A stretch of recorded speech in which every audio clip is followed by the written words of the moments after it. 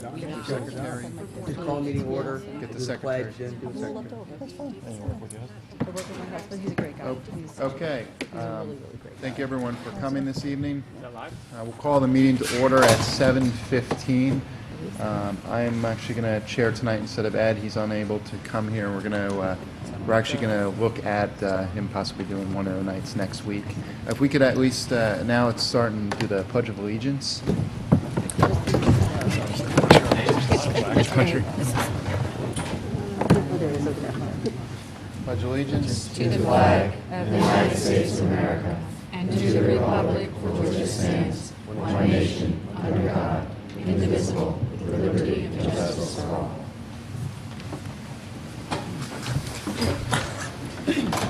Okay, the first thing that we need to do tonight is start off by actually getting a secretary. I don't know, if someone can volunteer for that again this evening. Ann did such a great job last night. And I haven't even finished. I'm halfway through today. Not as easy as it seems. would you be able to do tonight's as well, or is that going to be? Well, tonight is different because there's a report, Yes. so I think I could do it a little differently. Okay. If you're, all right, well, thank you, Ann, for Thanks, Ann. volunteering again tonight. We appreciate that. Thank you. Yeah, Ann. If we could remember a couple of things here. There's one floating microphone here. There's also a mic up there. Now, for Fair TV purposes, there's microphones that are scattered throughout that will pick up what we're speaking. Remember a couple of things in that it will pick up even when we're talking amongst ourselves on the sides here, and that will go back. So just keep that in mind. Also, just keep in mind also to speak up and speak clearly to make sure that it does pick you up clearly when you're speaking. Also, the same goes for there's really, other than this one floating mic, if we need it, there really is no other audio going out to the public. We're in a little better room tonight, I think, from a noise perspective, which should help. But just keep that in mind. There's obviously a lot of people here, and if everyone can just try to keep the background noise down a little bit, that would be helpful. So are we passing that mic, or are we going to be relying on these? I think if we can try to project our voices, it'll work. Okay. I'm using it now, but I may try not to at some stage. For Fair TV, it will.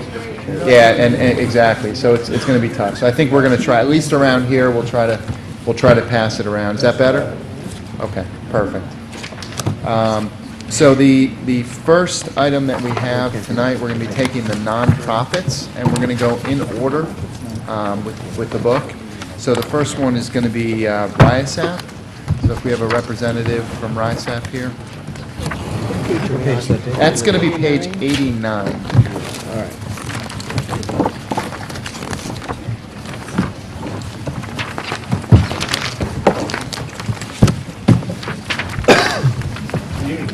Hi, thank you for coming. If you could just state your name just for the record.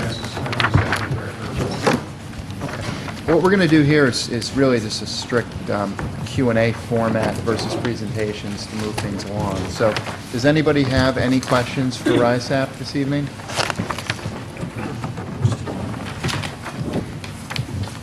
Anybody for RIASAP? Flat. Garsko? Can you, sir, tell us what percentage of your budget we're representing here, or give us some way to measure that? Two ways of measuring it. You're actually a pretty small part of the budget. The overall budget's probably about $3 million. We're asking Fairfield for 15,000 of that. What we typically do, I think in the budget thing, but also what I'm passing around, I did a little financial analysis of the kind of services we provide for Fairfield and what the value of those services are. And it comes out to somewhere around $100,000, and you're contributing 15 of that. We get grant money that supports all of our work. And what we ask the towns for in Greater Bridgeport is really the administrative overhead to run those programs. We get a very small amount of money from the state and federal government, and we have to have matching money to get the grants that we have. And so in Greater Bridgeport, we collect about $90,000 from the 6 towns. Bridgeport making up the largest amount of that, around $38,000. So Thank you. that's a general measure. Do we have any other questions at this stage? Yes. Can you give us a sense of some of the projects you've been working on with Fairfield over the last year? And if you can comment on how these projects may be measurable in terms of a return. Well, one of the largest things we do is actually a measurement thing. We conduct a survey of young people every 3 years in all 6 towns in Greater Bridgeport, and we produce individual reports for each of the boards of ed and for the community. And that survey, we had to redo it this year for the town of Fairfield, and we just did it. We've just gotten the data back. I wish I had it to report to you tonight. We're reporting at the June 2nd Board of Ed meeting, where we'll give them that data. But that What data... is this survey on? The survey surveys all risky behaviors of young people, so it's substance use and abuse, it measures some mental health issues, it measures, things like criminal behavior, sadness, things like that. But then we also look at their developmental assets, so we look at their strengths, so that it's a balance of their strengths and their risky behaviors. And we've been doing that since 1985. And so we've got pretty good longitudinal data, in the community. And the way that data has been used in Fairfield is that normally I do the Board of Ed presentation, and then we do a big family forum at Ludlow High School that we get 200 or 300 people to come to, and then we present the data there. And the town, a couple years ago, used it, the First Selectman's office and the Superintendent's office used it to put together a special task force on underage alcohol use. And I think that's starting to reap some benefits. I just took a quick look at the data. You're down, in terms of use over the last 3 years. And so, it looks like there's some improvement there. And what we've had reported from the grants office for the town of Fairfield is that data is used when they're looking for all kinds of grant money, because it's the only data really that we have, comprehensive data for young people. We also do a gambling education program at Ward called WAGE, and that's where we educate young people about gambling. Gambling is not an issue that you generally equate with young people, but actually from the data, you got about a fifth of your young person's population gambling for money over the course of a month. It's normally not a behavior that causes really big problems, but with some people it causes problems. And so we had a very effective model we used at Massac High School in Monroe, and it's now been used in Fairfield for a while. We do something called Finding a Voice, which is a high school program for young girls. And that program is that there's a 4-session thing, and then they do service learning projects in their school. And both high schools in Fairfield have participated in that over the last 12 years. We train a number of your local agencies here in this town about working with young girls and women. Both of those come from grants from the Fairfield County Community Foundation, where we do those programs.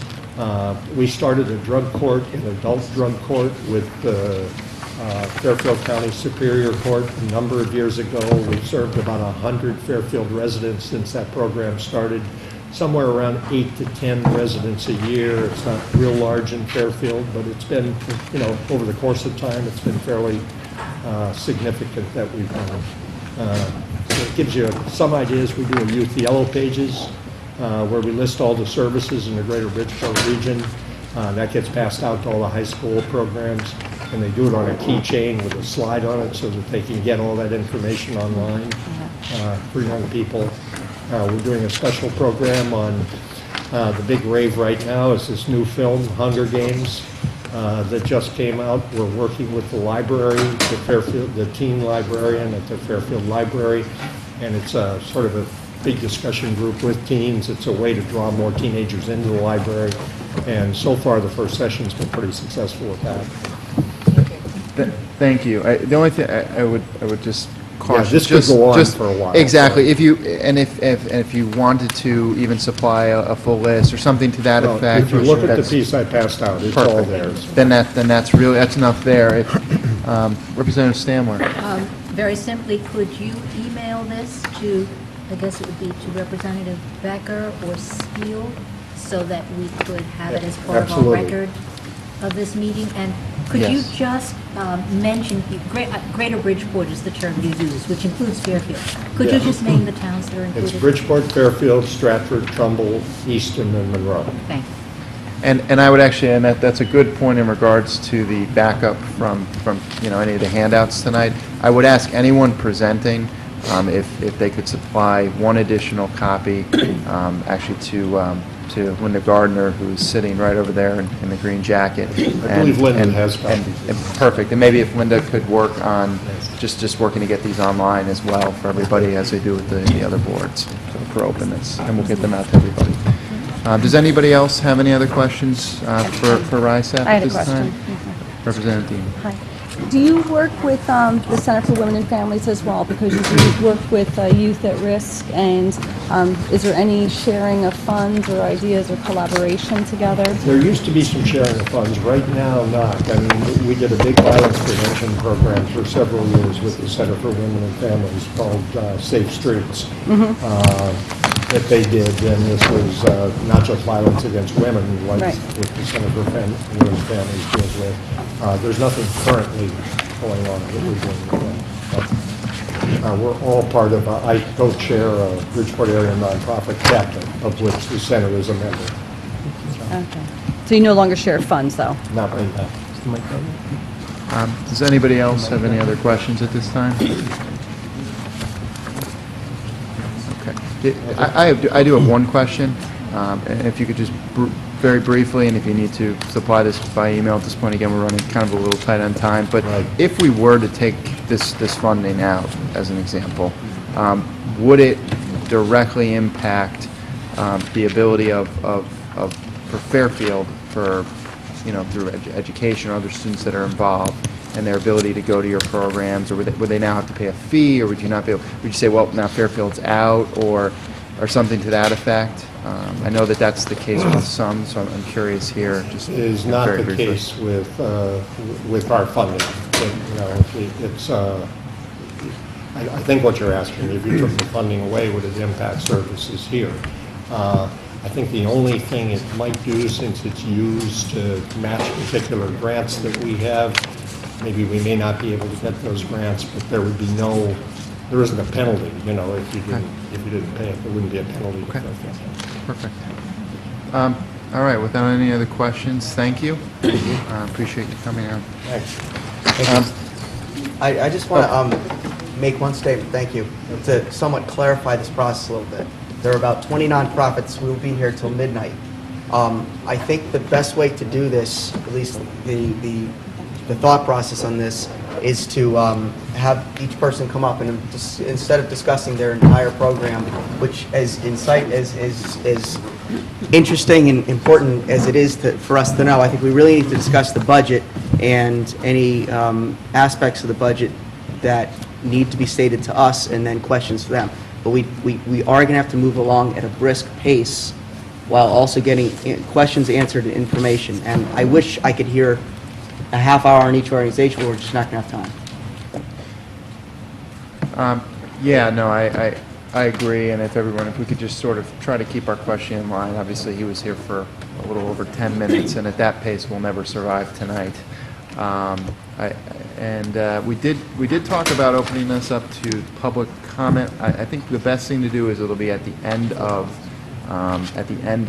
not each presentation for the nonprofits, but at the end of the nonprofit department in general. So if anybody's here for specifics, if we can wait, we'll take that at the end before we move on to the other areas. And that's, again, just kind of from a timing perspective. The next item that we have is Pequot Library. If the representatives from Pequot Library can come up.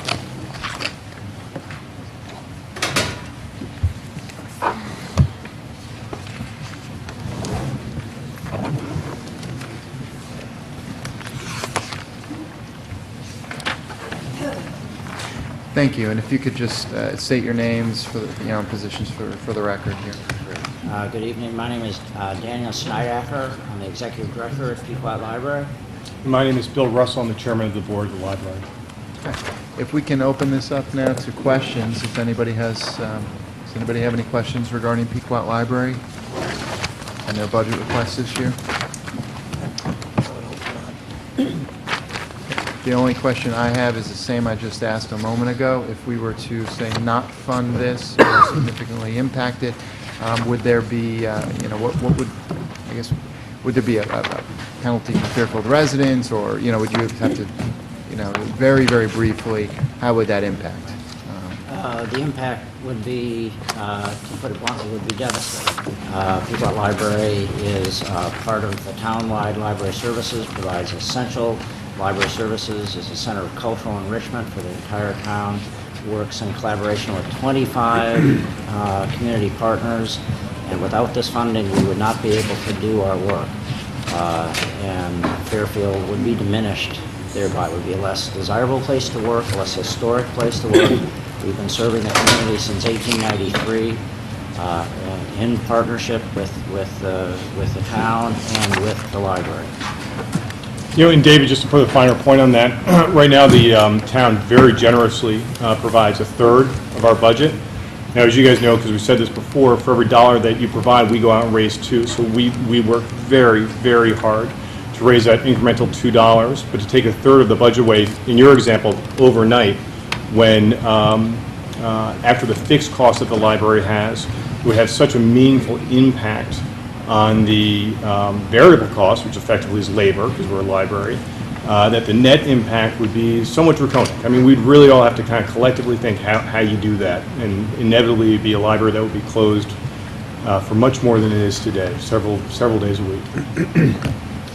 And and in general, with Pequot Library, with many of the other not-for-profit organizations, this public-private partnership that we've been working with over the past decades is a really good way to do these services. It's a really good way for the town to provide services to its community at a tiny fraction of the cost. If you were to fund a full branch library in that part of town, you'd pay 3 or 4 times as much as you do right now. And these library services, as we all know, are essential. Libraries aren't outdated. Libraries are more important than ever. We're the framework of community. We're the locus of community. We're where our kids really learn to love to learn. Schools are an important part of that too, but they come to the library and they love it. There's a warm, welcoming atmosphere. We provide essential services, and this would seriously jeopardize our ability to do that. Yeah, Representative Richmond. I noticed that from FY10, the Fairfield Town contribution to you has remained pretty flat.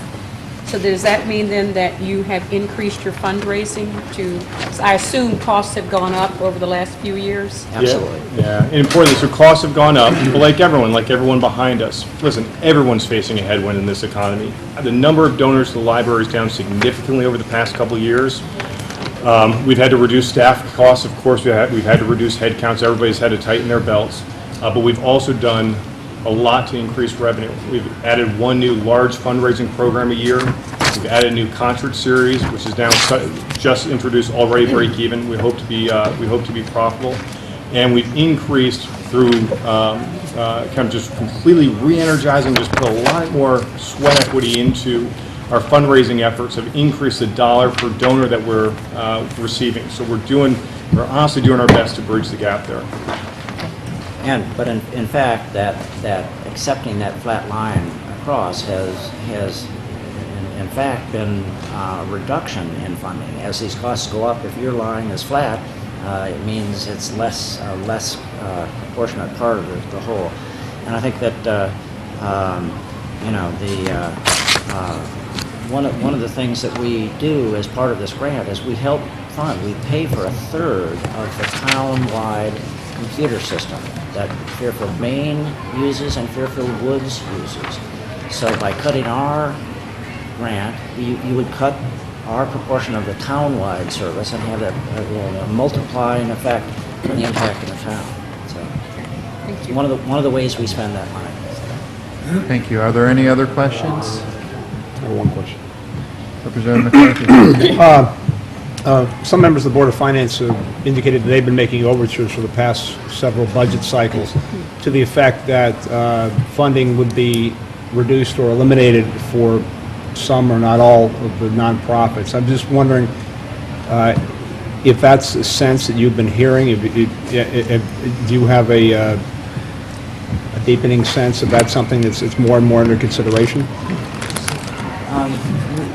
Not really, unfortunately. The communication hasn't been as good as it might be. I understood just at the last Board of Finance meeting that there was a subcommittee that had been established, and that was, quite frankly, the first I had heard of that.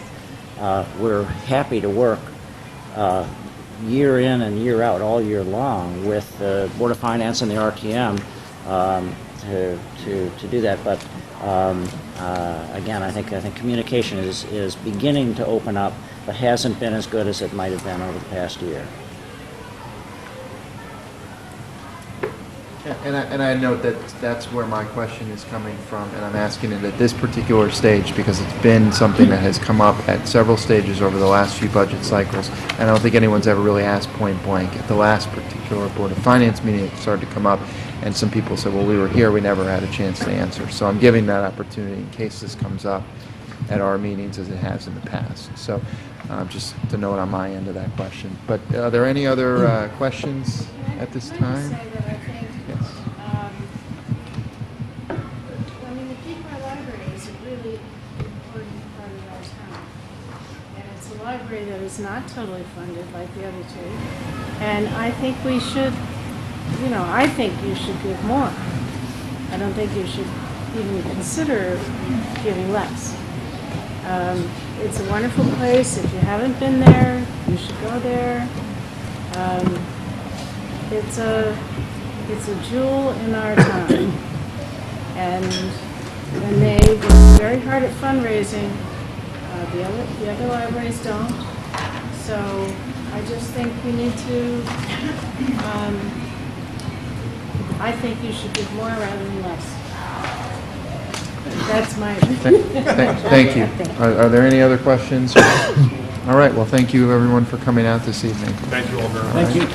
And the next up is going to be 2150 on page 96, Fairfield Counseling Services.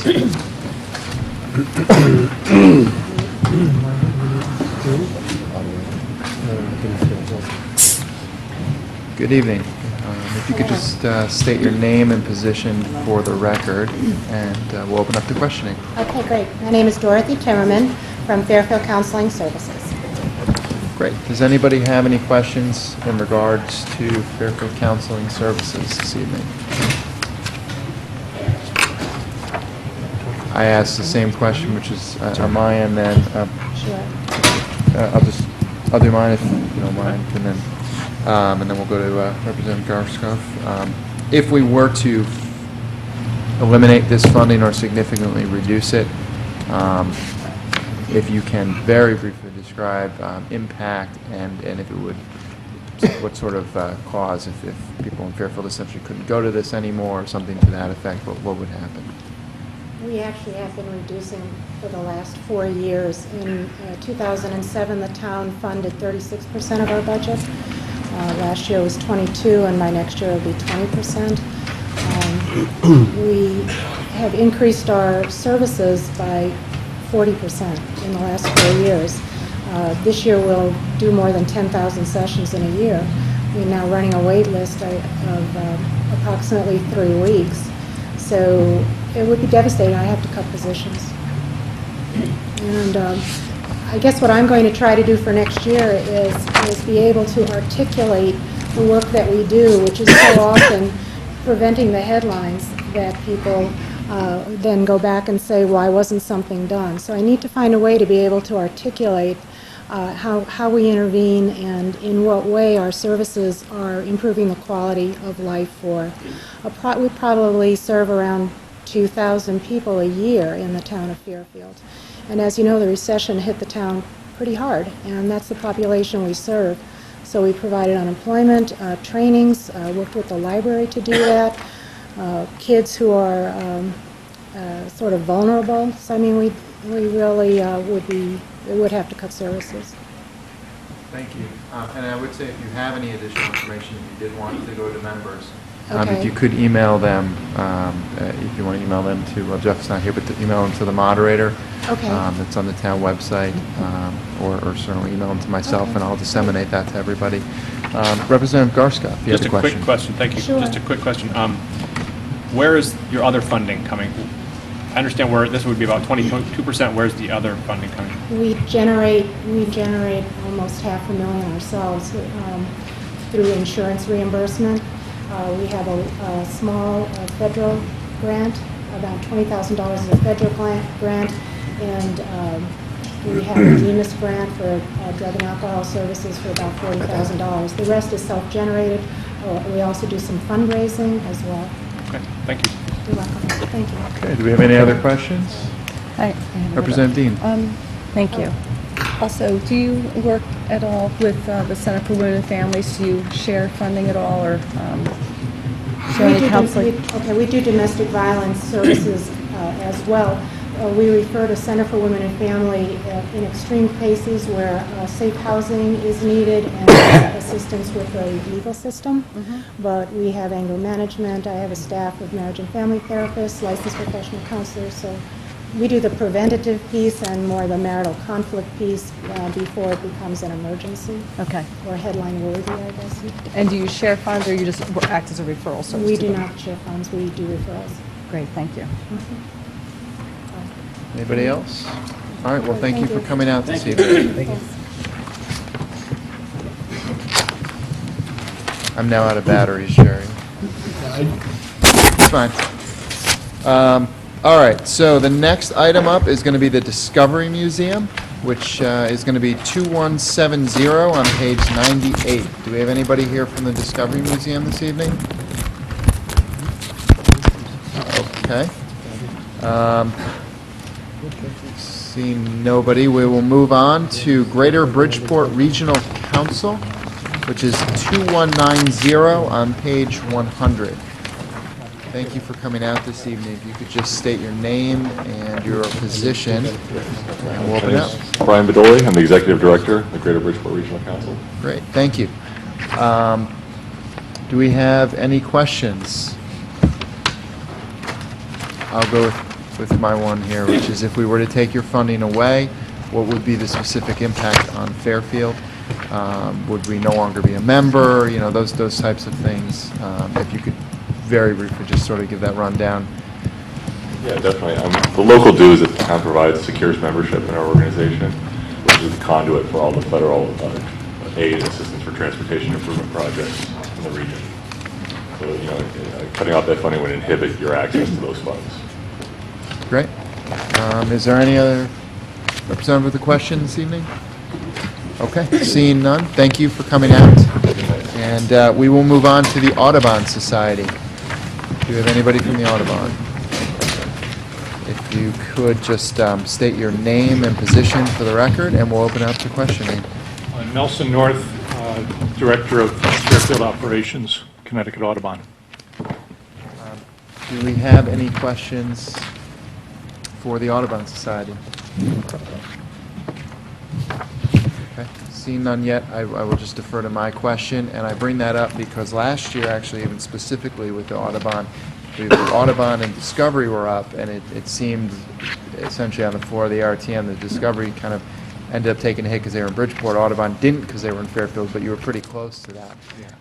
So if you could just describe, if we were to say zero out the 15,000, what sort of impact, are there programs that we're getting discounts on, or students are able to go to because of that?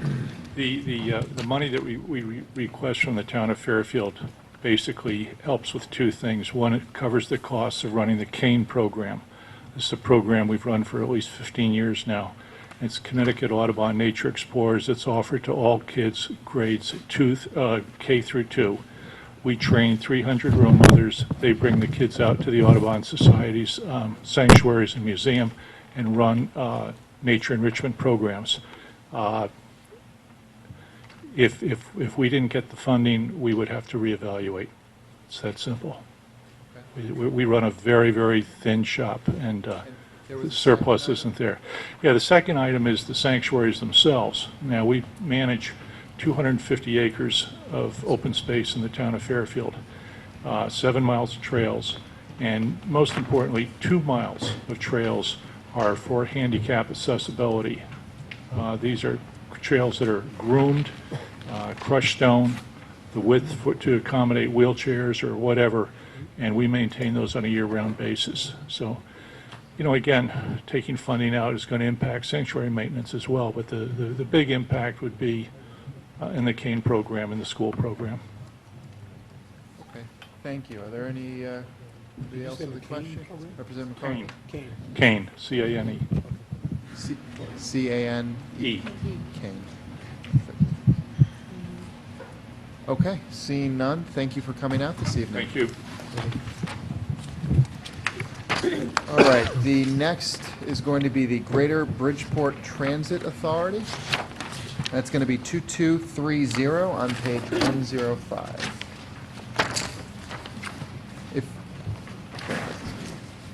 If you could just state your names and positions for the record, and we will open it up to questions. My name is Doug Holcomb. I'm the Chief Executive Officer at Bridgeport Transit. And I'm Tom Gorman, Operating Officer for the Greater Bridgeport Transit. Do we have any representatives with questions? I asked my, This is essentially Palmer. This is essentially our membership fee for the town. It goes directly into the operation, yes. We'll consider that. We left details of the services that we provide in Fairfield and the region with Linda, and we can forward them wherever you'd like. Okay, yeah, if Linda can do that, just forward it along to us. That'll be fine, we'll do that through Linda. I asked the same question, if we were to pull this out, what would be the direct impact on Fairfield if this were to be zeroed out this year? Over the past couple of years, like many of the other agencies you've already heard from, and I'm sure the town itself, we've been trimming the sails, tightening up everything, and we've, over the past 3 years, we've had a fare increase, we've had some service reductions, we've trimmed out anything that could be remotely considered low-hanging fruit, and so any reductions in the investment in the operations that we have in the region, whether it's Fairfield or any of the other towns or the DOT, results in a direct reduction in the number of hours of service we can operate on the street. That might cut some people out of service altogether. It might make it less convenient. It's hard to gauge exactly what the impact would be, but it'd be tantamount to maybe 1,500 hours of service annually that we would be trimming out of our operation. You said 1,500 hours is essentially that dollar Approximately. figure? And that, so it would be a regional impact if we were to do something. It's not that you would say, well, okay, we're going to hit Fairfield, it's that it just, you have a system and it It's a does good that. question, and I don't want to be flip about it, but the service reductions that we've made so far have hit Bridgeport and Trumbull and Stratford, and we've made none here. I mean, there's some reasons behind that. I mean, there's overall less service here than Bridgeport, obviously, but we try, we can't say it absolutely would affect Fairfield, but we try to look where in the whole system we could make the changes that would solve any financial problems, but impact the fewest number of people. Okay. That's the effort. No, thank you. Any other questions? Yes, Ms. Contrallo. I see an operating budget with a $297,000 deficit. How does that get resolved? That was, Tom might be able to put more details to that, but that was the projected deficit. We've been working to correct any of that over the course of this fiscal year. And I think we're on target to Bring to zero? Or yes, break even. Any other questions? Representative McCarthy. I see bus service here in the narrative, but can you quantify that in terms of how much of the bus service Fairfield Drives benefit from? Yeah, there's quite a few services, really. I'll start with the fixed route services. We do all the fixed route city bus services, the large buses you see through the region. In Fairfield, there's a Route 10 that covers just out here, Black Rock Turnpike, and provides access from here, from employment locations up here and businesses to downtown Bridgeport, and that service continues on to the southern part of Stratford and then all the way up to the Dock Shopping Center. That does about 39,000 boardings in a typical month. The Coastal Link service, which... Is that 39,000 a month? A month, yes. Can't say that those are all Fairfield residents, but certainly there are people who are working up in this area or come from this area, especially in this neighborhood, that travel to other jobs throughout the region. And another service that we provide is the Coastal Link, which is a wildly popular, more than 67,000 boardings a month, that provides access all the way between Milford and Norwalk, right through the middle of Fairfield. You see those buses all the time. That's can be as frequent as 20-minute service. And for the first time, at least in my work in Connecticut here since 1991, we're worried about overcrowding of the buses. People are packing the buses, and our ridership in March is nearly 10% over the same month last year. This is about 1,400 boardings a day more than we did last March. There's another service that is from downtown Bridgeport, covers Commerce Drive, the new Metro Center, and terminates at the Carleton Hospital. So it provides that extra link from the Post Road up to the Carleton Hospital. Those are the fixed route services. We also operate in a consortium, what's called a municipal grant. And in 2006, the state made available about $5 million. All the municipalities get the formula. We work with town officials and Claire Grace, people at the senior center, and we coordinate service for seniors and riders with disabilities. And another thing we do is what we call our ADA access service, which is basically ADA service that's required to mirror our fixed route service. So we did, this year we're on target under the municipal grant to do probably 3,200 door-to-door trips specific to Fairfield residents. And we do a lot of advocacy to make sure that stays in the general fund of the state's budget. Okay. Representative Meyer. Yeah, I have a question. How much of your budget, if you have federal funding or other funding that you could tell us about how that plays out in the budget? Yeah, on the capital side, most of the major expenses are covered by funding through the Federal Transit Administration, 80% and 20% from the Department of Transportation. On the operating side, we look just about everywhere to cobble an operating budget together. The bulk of it comes from, well, I should say right off the bat, about 38 to 40% comes right through the fare box from the riders themselves. The other investment comes from the DOT. There are some smaller operating funds. The Coastal Link, for example, benefits from a federal program called Jobs Access Reverse Commute, which allowed us to go to 20-minute service on that. So a lot of different sources for the operating investment, and it's always changing. It's in the magnitude of 14 million annually. Do we have any other questions? Okay, seeing none. Thank you for coming out this Just evening. one last thing on the public comment side. We do have a series of open houses that we're doing, and one we have here in Fairfield at Town Hall is on the second floor on Wednesday, April 18th. That's an open house for anybody that wants to come and talk about the services, what they need, if they're not getting it, or if anything's not working, or anything like that. And what time is that? That is going to be, I'll have to get that to you. I think it's 4 to 6 or 4 to 7, but I'll get that information. And it'll all be posted on the web within the next couple of days, which is gogbt.com. Great. All Thank right. you. Thank you so much. Thank you. Okay, the next item is going to be the Fairfield Museum and History Center. Do we have a representative? This will be number 2250 on page 108.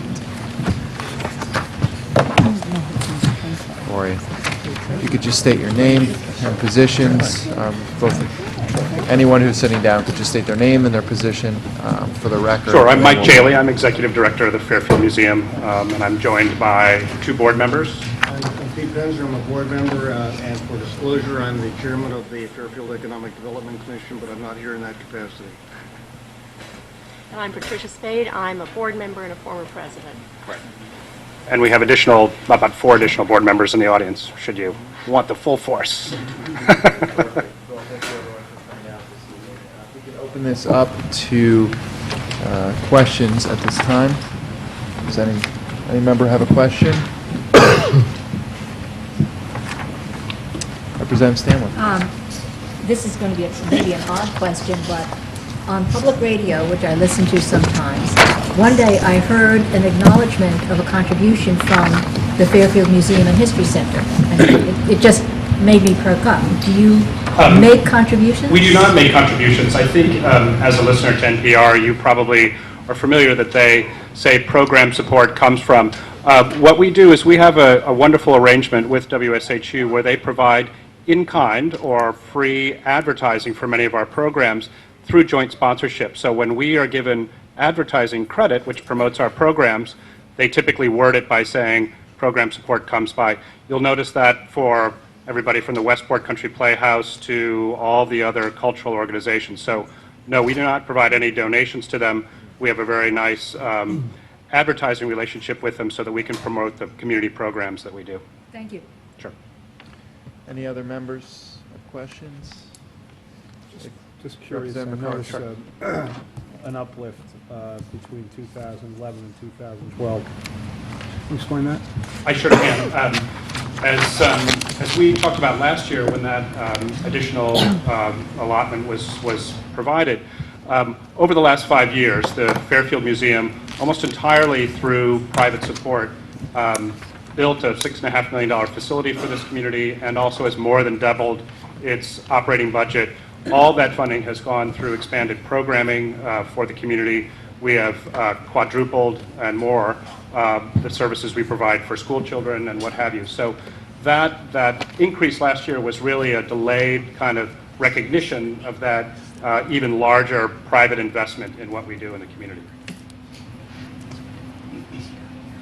Okay, but in terms of operating costs over time, would we see that go back down or continue at the higher level? Well, I think the real argument is that the town support provides a relatively modest part of our budget. It's only about 3 or 4% of our budget. But with that, we go out and we raise $25 additional through private philanthropy to support what we do and offer the services that we do for the entire community. And so what that allotment does is gives us a tool to go out to private funders, to foundations, to private donors, to make the case that this community recognizes the value that those private donors provide this entire community. So it is really an investment of $1 that yields $25 in value for the entire community. That's the way to sell me. There you go. Tom Cullen around here. Do we have any other questions from members? Bill Vogel couldn't make it tonight? It's tax time. No, that's right. I forgot. My question, Sure. if we could, I know every time I ask it, it's kind of taken a long time, so just very I'll keep it briefly.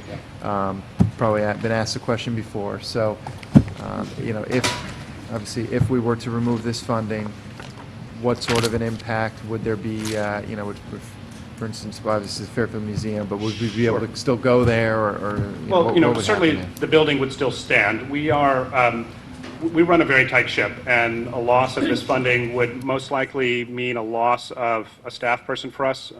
Our staff is almost entirely devoted toward educational programming. We are also in the process this fall of bringing to Fairfield a wonderful exhibit on the 150th anniversary of the Emancipation Proclamation. We're bringing the original documents here, the only institution in the country that's doing this show.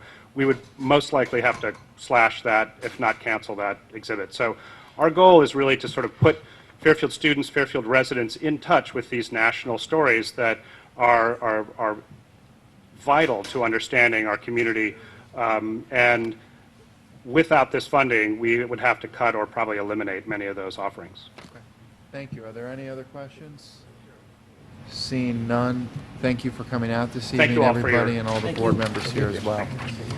The next item up is going to be the Fairfield Veterans Advisory and Information Service, which is 2270 on page 111. Do we have someone? Perfect. Good evening. If you could just state your name and position for the record, and we'll open this up for questions. My name is Vanessa Marshall. I am the entire staff of the Fairfield Veterans Information and Advisory Center. Okay. Do we have questions? All right. My only question is if we were to take, obviously this is not a large amount of money, 3420, but if we were to zero that out, what would happen? What would be the direct impact for you in this year? The direct impact would be a loss of the grant money that I am able to bring in for the veterans in the town, and or the money for office supplies would come out of my own pocket. Okay. Do we have any other questions? Seeing none, thank you very much for coming out this evening. David? Yes. I'd like to make a suggestion, Yes. and that is to move the miscellaneous item to Monday. I think, again, to be able to hear everybody, and if that's the route we want to take in terms of discussing a little bit, that's fine. I just would suggest that maybe we move the miscellaneous item, which is probably going to be the meat of our discussion, not debate, discussion, but our questions tonight, move it to Monday after the Board of Ed. I don't necessarily anticipate the Board of Ed going 3 hours, and I just talked to Mr. Hiller. He's willing to do this, and it would, again, keep us from having to rush through every one of these items right now, and we still have the entire finance and administrative service to go through. So I would make the suggestion that we move to miscellaneous when it is just Paul, we're not interrupting anyone else's schedule, to do that on Monday after the Board of Ed, if people are amenable to that. And I defer, I mean, I'm certainly all right with it. I defer to the I don't have minority any issues leader. with it whatsoever, so I know, as long as there's no problems with anybody at the everybody table. else generally all right with that for the I interest think of we just of have to time and renotice, structuring? just renotice the meeting for Monday night, so Yeah, everybody knows. if Jeff, that's if you all. could work with Betsy on Yeah, I'm on fine doing that, but I want to make sure everyone's okay with it. I don't want this to be, Yeah, I think at this point, Solely it my, is 8. We're trying to get out of Yeah. here, to run these really with 10 o'clock is our Yeah. timing. I just think So I think that the urgency of time, yeah. if everyone seems all right with that. So does anybody have I any think it makes objection to sense. that?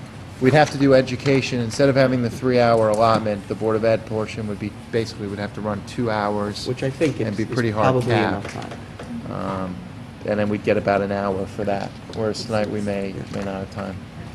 Okay, so no objections. Yeah, I think let's go with that.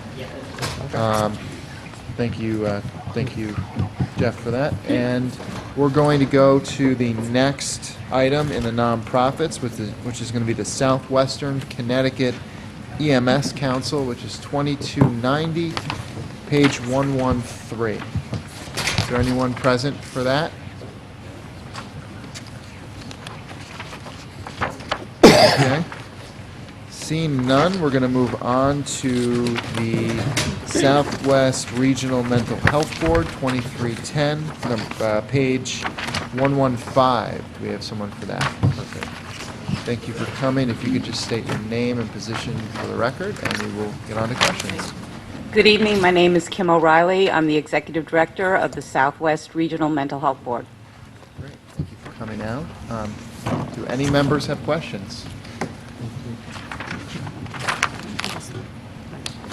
Representative Richmond. Yeah, it's my understanding that the funding is based on population. It's set by the state. It's a mandated. The board is mandated by a public statute, in Connecticut statutes, and there are 5 regional mental health boards in the state of Connecticut. We are primarily funded through the Department of Mental Health and Addiction Services, but with that funding, it's an expectation that we raise local funding. So our funding from the state is about 65–70% of our budget, but we rely on the funding from our local municipalities to make up the rest of the budget. Since we are a mandated organization that monitors how your tax dollars are being spent for mental health and addiction services, it's very difficult for us to raise funds like other nonprofits. And actually, my board of directors really have directed me not to raise funds in competition with private nonprofits that are providing direct services. So we are somewhat limited in the way we raise funds. We do get some grants for some specific projects. Do we have any other questions? So I have a question regarding that, and I think you know where I'm headed, but I actually, based on what Representative Richmond had brought up, are the funds mandated? Because I know that there are some nonprofits that we actually, by statute, have to fund, and there's formulas The and legislative things like that. statutes, the mandate is that we are able to carry out our responsibilities to hire enough staff with a combination of state and local funds. That's the language in the statute. I can refer you to the section. Okay, so if we were to zero this out, as an example, the impact on your... We have very small budgets, about $163,000. I'm full-time, I have 2 part-time staff, so it would impact our staffing. That's the only sort of control we have in terms of our other fixed costs. And it would really limit on what we're able to do outside of our state mandate. And those are the things that most of our local towns benefit from, which is our community education, our outreach to police departments. We've worked, the Fairfield Police Department did get trained in some specific crisis intervention team training to work with people in psychiatric distress.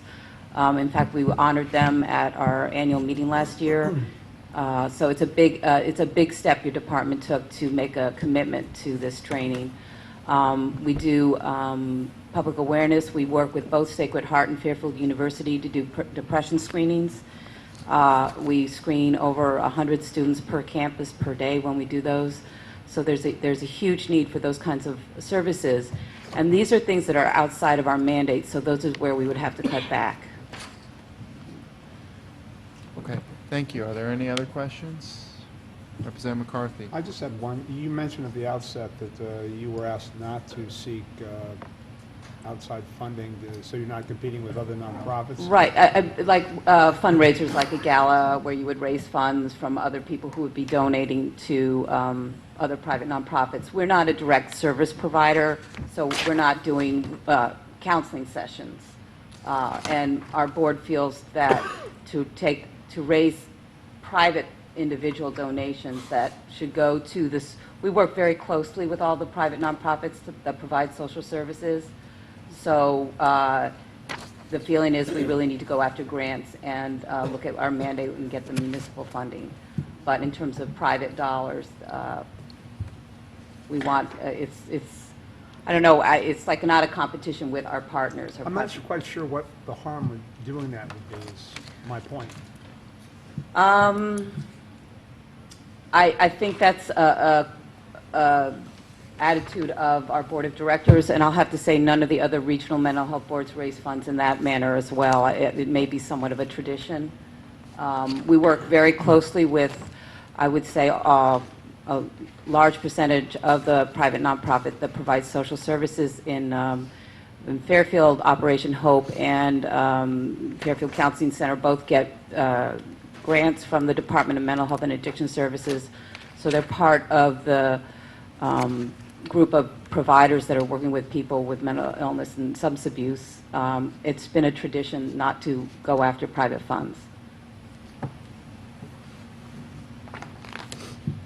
What I'm struggling a little bit, we're taking money out of public treasuries, and it's sort of a philosophical issue, so I'm thinking if you were to seek private funding, I think that's a good thing, not a bad thing. We go for foundation funding and grants, but in terms of doing... But that's still public treasury. Yes. Right, so I'm just, it's a philosophical point, and I don't know if it's necessarily wrong to seek private funding for a service like this that you're providing. I understand your point, and I would be very happy to take this to my board, and I would love a support from folks for that. It is a board decision. Okay, do we have any other questions? You question or no? Okay, seeing none, thank you for coming out this evening. Thank you. Thank you. All right, the next department is going to be the Southwest Regional Communications Center. That's 2320 on page 117. Do you have anybody from there? Okay. No presenter, we're going to move on. We're going to go to Council of Churches Janus Center. Do we have any presenters? That's going to be 2330 on page 119. That budget, that's $52,000 a year that we just passed. I'm surprised there's no presenter for that item. Southwest Regional Communications Center. I believe it's mandated. Yeah, Mr. Hiller? is, there's a question regarding Southwest Regional Communications Center and that there was no presenter. Yeah, Southwest Regional Communications Center, there's no presenter here this evening. And, you know, obviously there's a question, it's a $52,000 request. Is that a mandate, or is there any That is a per information? Per capita state of Connecticut, it's in the description. It's in the budget message, David. Regional Yeah, Communications Network for emergency services. okay. So that's a mandate. Perfect. Thank you. All set? All right, thank you for coming out this evening. If you could just state your name and position for the record, and we'll open up for questioning. Good evening. My name is Dale Holder, and I'm Director of the Janus Center for Youth in Crisis. Do we have any representatives with questions? Okay, I have my question, which is going to be, if we were to take the funding for this, it's at $5,000, and cut it down to zero, what would be the impact specifically to Fairfield? Is there a membership component that this buys us into, you know, in regards to your programs or anything of that sort? So if you could just very briefly give us a little snapshot of that. Well, we've been operational since 1979, and we've been providing services to the greater Bridgeport area since then. The program is going to continue to provide services to the town of Fairfield, but cutting the funding from the town of Fairfield might greatly impact our ability to leverage other funding from other private foundations. So you're essentially, to you, it would be more than 5,000 because our 5,000 gets you other sorts of funding, grants, Absolutely. philanthropy, whatever it may be. Well, right now, 40% of our budget is from federal, and the other 60% is made by private foundations, municipalities, churches, and congregations.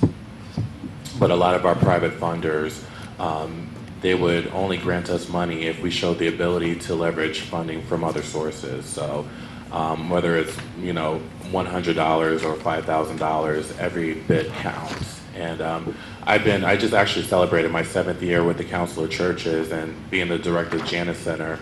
Within those 7 years, I've seen a 50% increase in services that are given to the town of Fairfield. So it's definitely necessary that we get all the funding that we can to continue our services. Okay, that answers on my end. Are there any other members with questions? Seeing none, thank you for coming out this evening. Thank you very much. Thank you.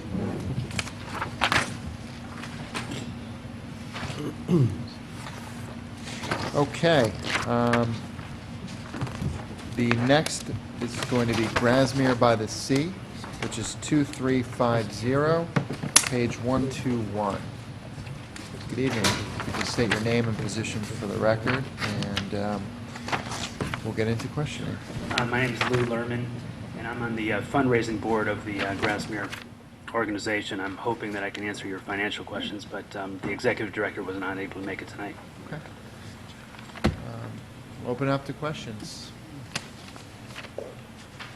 Okay. My question for you would be, if we were to reduce this 65,000, what would be the impact? And I also just want to double check here if a portion of this is actually a mandate. I think that's been asked before. So. I don't know if it is a mandate.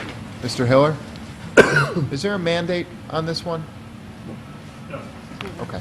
So if we were to zero this out, no mandate, what would be the specific impact, on Fairfielders? Are there programs that this kind of buys us into? I can try to answer that question. What I can tell you, because I don't know very exactly. brief. We don't need much. I'm just, Right. What I I'm think giving you the would happen opportunity is on that each year we really have to raise about $200,000 just to break even. And I've been on the board now for about 5.5 years, and 5.5 years ago the economy was a lot better. We rely upon the the town funding. At that time I think it was 100,000. It's now 65. And we also rely upon fundraising activities, which in this economy has been much more difficult to raise that kind of money. So I think there would be a substantial impact. Specifically what would happen, I really don't feel that I can honestly tell you how that would affect the organization. I assume it would have a staffing effect, and I can tell you that we do rely upon this money significantly every year. Thank you. Are there any other members with questions? See none, thank you. Oh, just to Representative, clarify. if we could just go to Representative Ambrose, and then we'll go to McCarthy. Lou, the premises, not the location, are you still on Jefferson Street now? No, we're not. We're at One Post Road. You in moved Fairfield. there, okay. Yes, we moved there, I think it was July of 2010. I think that's right. Thank you. Representative McCarthy. Yeah, just to clarify David's question, I hope I'm not infringing on intellectual property here, but what part of this funding, what part of your overall budget does this funding represent? 6%. 6%, okay.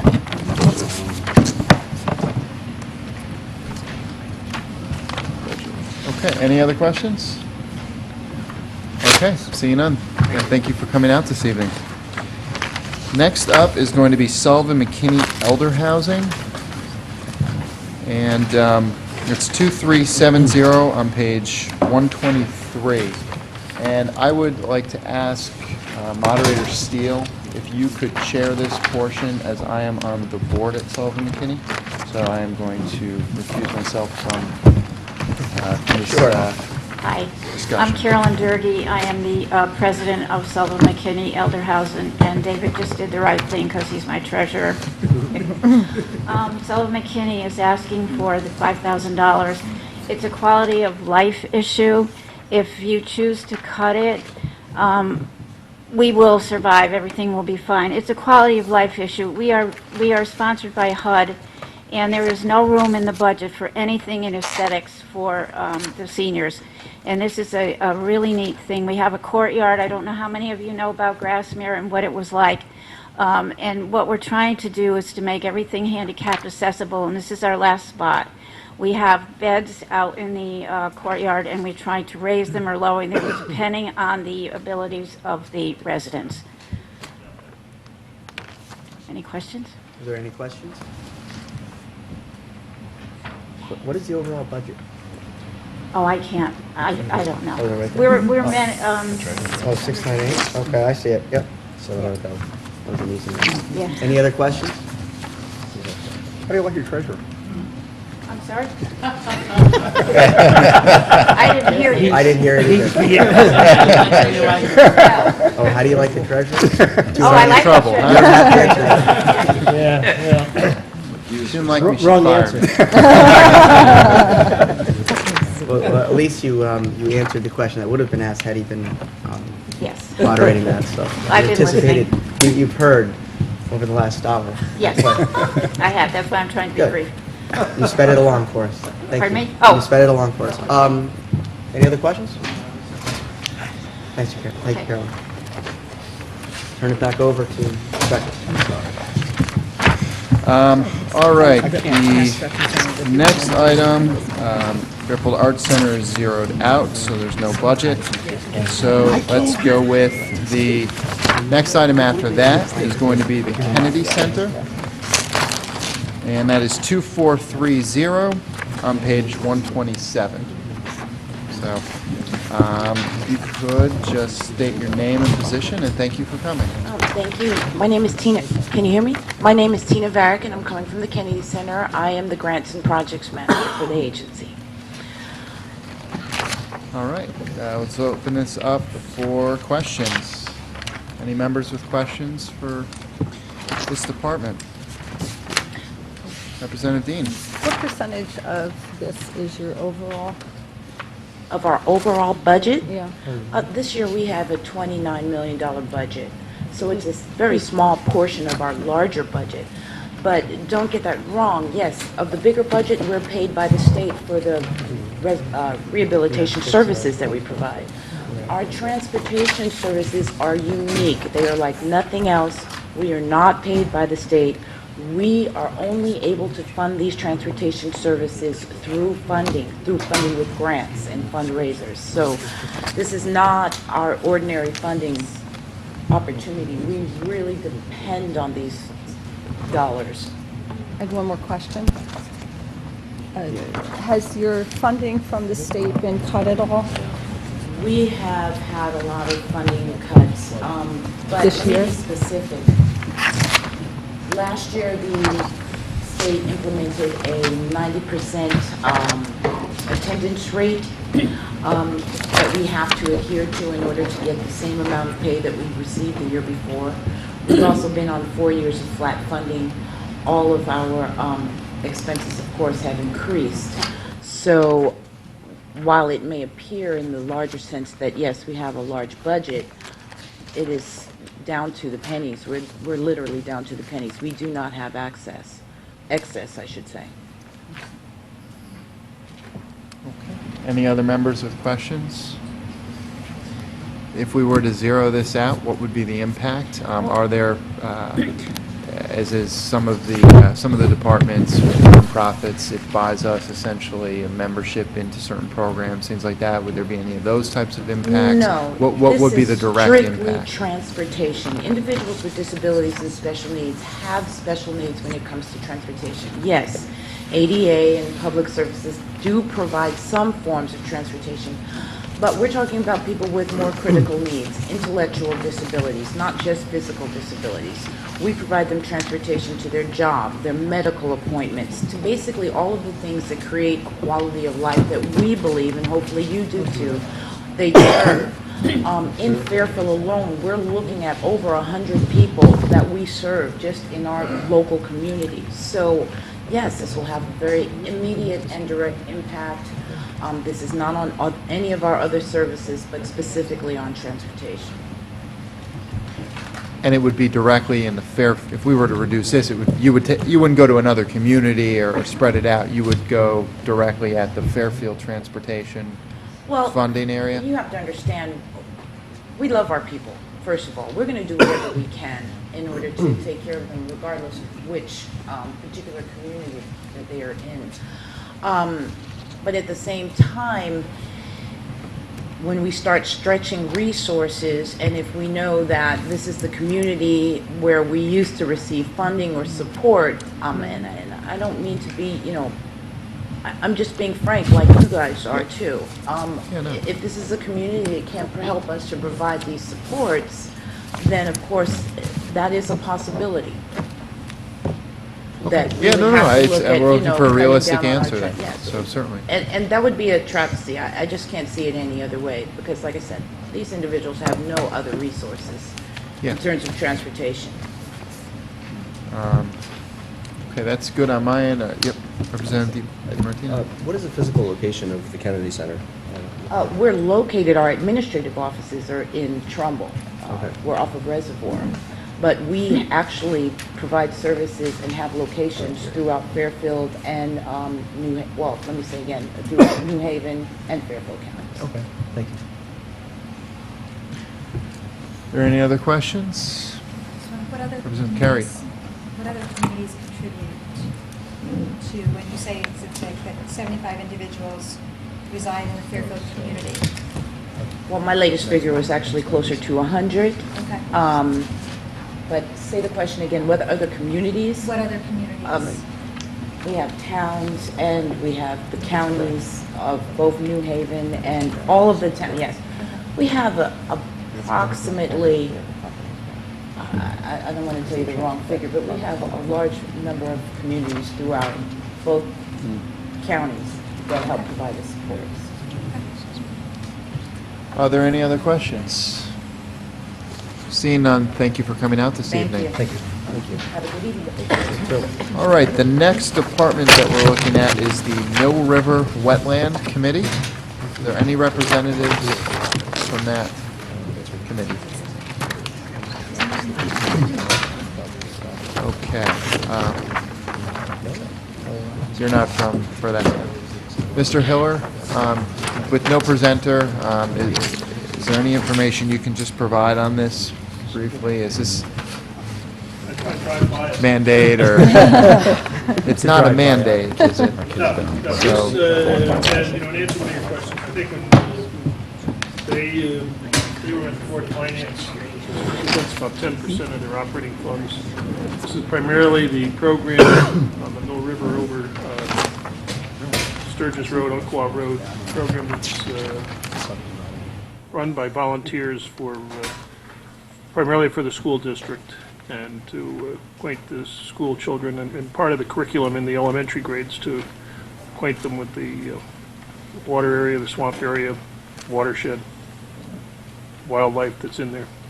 So would it be safe to say that their impact, if we were to zero this out, would in a sense affect potentially their ability in regards to those programs which are Well, I out think to it's schools? almost, Is that- I believe it's virtually all exclusively Fairfield school children, both public schools and the private and parochial schools within the Fairfield boundaries. So Do you know Marvin, what percentage this budget is of their total budget? Roughly 10%. Their total budget's around in the 50,000 range.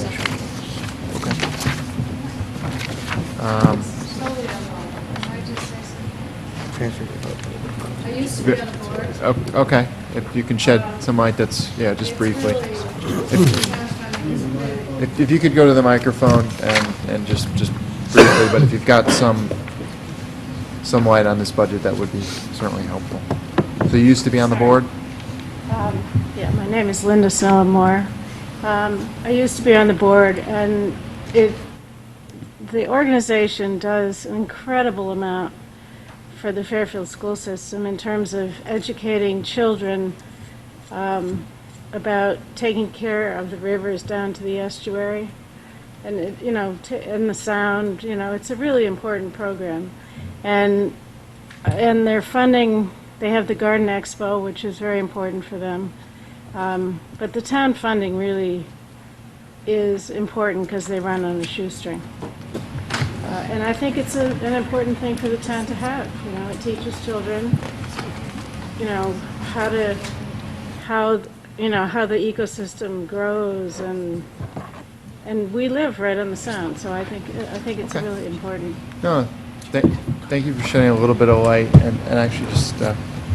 I can, if you want me to add more information, or... Is everyone all right? I Or think is where everybody- we're at, I think between everything, I'm certainly all right. Is everyone else? It's a major part of the science curriculum in grades 3 through 6, especially in 5th and 6th grade. And I apologize for jumping in, but it really... We'll start some- Somebody should have been here, but I just think it's really important. It would be terrible to lose them. Okay. And it's mostly run by volunteers, Oh, parents. it's all, Yeah, it's all no. volunteers, yeah. And Mr. Hiller, has there been a lot of debate in the past about the Board of Ed funding this? Not really. They're a private 501c3,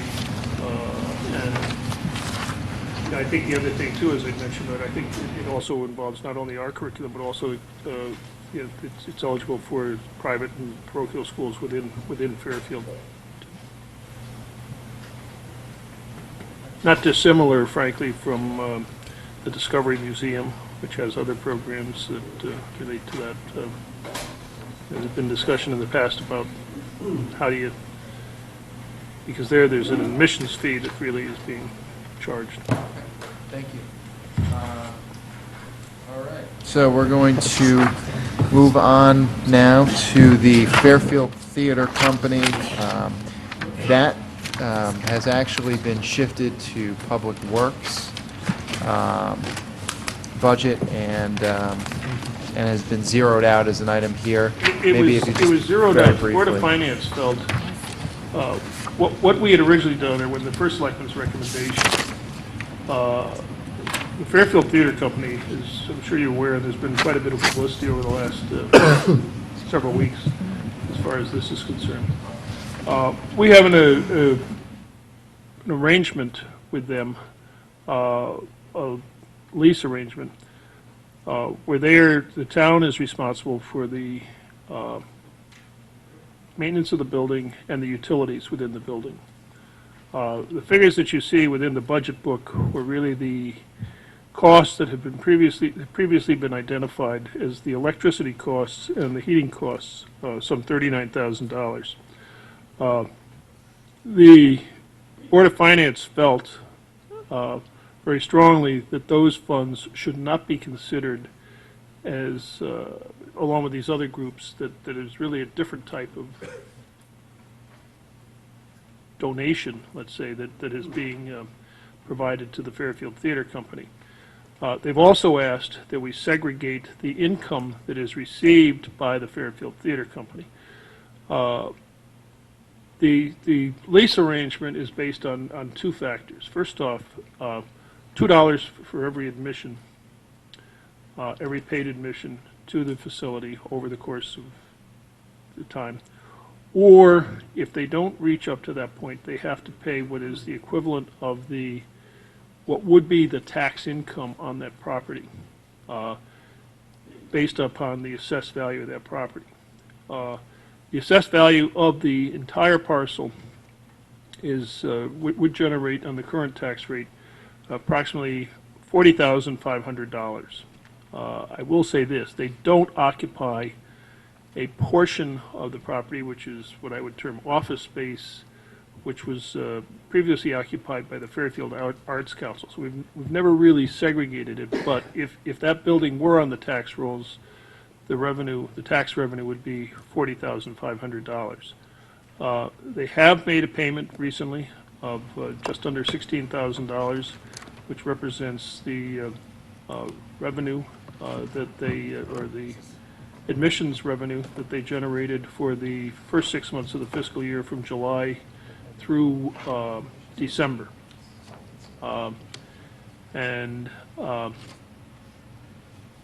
The intent of the Board of Finance, when they deleted this from the private agency budget, was to transfer it to the Public Works budget.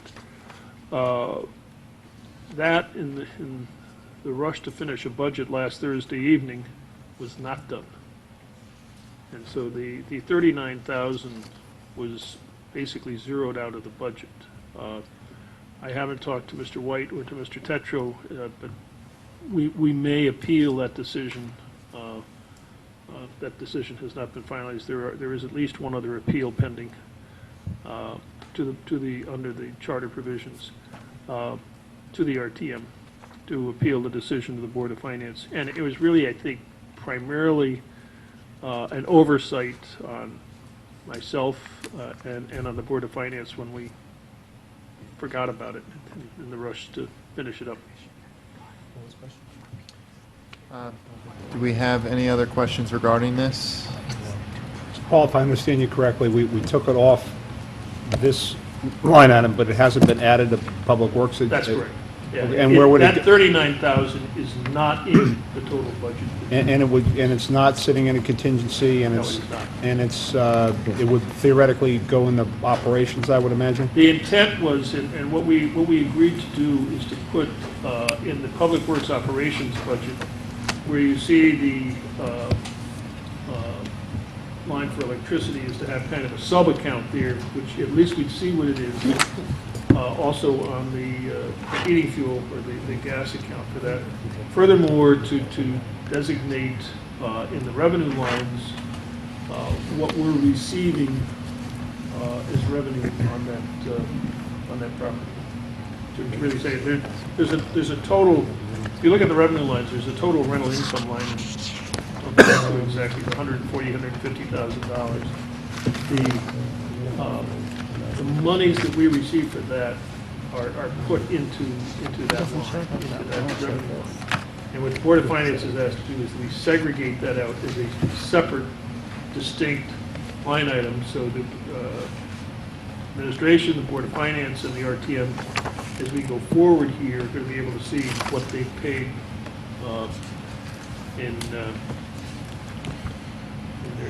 based on their admissions revenues. Okay. Any other questions?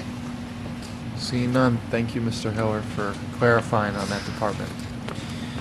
Next up is going to be the Pilot House. It's 2470, page 133. And if you could just state your name and position for the record, and we'll open up the questions. Doreen Caruso, I'm the founder and director of Pilot House. Great. Do we have any members with questions on this budget? My question, if we were to zero you out, what would be the impact, obviously directly in Fairfield, and I ask this mainly because it's obviously keeps coming up every year Right. and has come up so far this year, so I want to give you the opportunity mainly to describe that. So. We, obviously for you that don't know what we do, is the Pilot House provides programs and services in the town of Fairfield for children with special needs. Currently, we're serving children from birth up to the age of 18, so we offset services that these children are not receiving in school, or it's additional services that they should be receiving at a very reduced rate. So right now, with the 3% that we do receive from the town of Fairfield, like everyone else here who has said, is we're able to use that funding source to then go out and generate more dollars for grants, which then is approximately 27% of my budget. So it would have a severe impact on us being able to go out and generate those funds for our grants and also for private donations. The flip side of the coin is that these children are entitled. Just the autism children that we serve are entitled to extracurricular activities by the Board of Education. So that $8,000 a year that you give to us on the town side would probably on the Board of Education side, if the parents went to the Board of Education to get these services that their children are entitled to, would probably cost an upwards of $1 million to the Board of Education side. So the $8,000 a year that you do provide is a substantial savings to the town of Fairfield. Especially with the DM4 now, the qualifications that are changing for autism specifically is going to cause a huge impact on our families here in town. A lot of the students now, because of the changes in qualifications, are not going to be able to qualify under an autism diagnosis. They're branching them off, which means now these families' services are going to be cut that much more, and insurance companies are not helping these families as it is. So our services, once the state, and what's actually a federal, the DM4 has a DM4 change that's going to come through the system, is going to severely impact a huge amount of people within our community. Our services are probably going to quadruple next year, and these families just don't have it. I know family, and me personally, being the director, I have forfeited my salary for the last 5 years. So that's the impact that your $8,000 would have on my budget. I've already forfeited mine. I would not be able to provide the services to the community that we do provide at a much discounted rate to the community. Great. Thank you for describing that in detail. Representative Yeah, Ambrose. Doreen, you have a long-term lease for the town of Fairfield? We do not. We have a short-term lease. How long is the lease? The lease originally, our first lease was for 3 years, which is $1 a year, which we're very thankful for. But what people don't understand is that our offset for, we do the maintenance we're responsible for the maintenance within the building. We also are responsible for our utilities, which are in the upwards of $70,000 to $80,000 a year for utilities. The building is not green. If any of you have been, we are in the gymnasium of Sullivan McKinney, which we all know what a gymnasium is like. So we are in the process now of working with UI to be able to go more green and obviously have an energy savings going forward now that we have extended our lease for another 3 years. When does your lease expire, do you know? Our current lease will expire on June 13th of this year, 2012, and then we just went to the Board of Selectmen to have our lease extended for another 3 years. Thank you. Thank you. Which we're very generous for, so thank you. Yes. Representative DiMartino. Hi, Dwayne. Hi. Can you tell me, are the services that you provide exclusively for Fairfield residents? Then about 98% of the students that we provide services to are Fairfield students. So it's not exclusively for Fairfield residents? No, neither is all the other nonprofits either. Okay. Just But we are asking. Yes or no? right. But the difference between us and a lot of the nonprofits, we are a Fairfield-based organization. Sure. Thank you.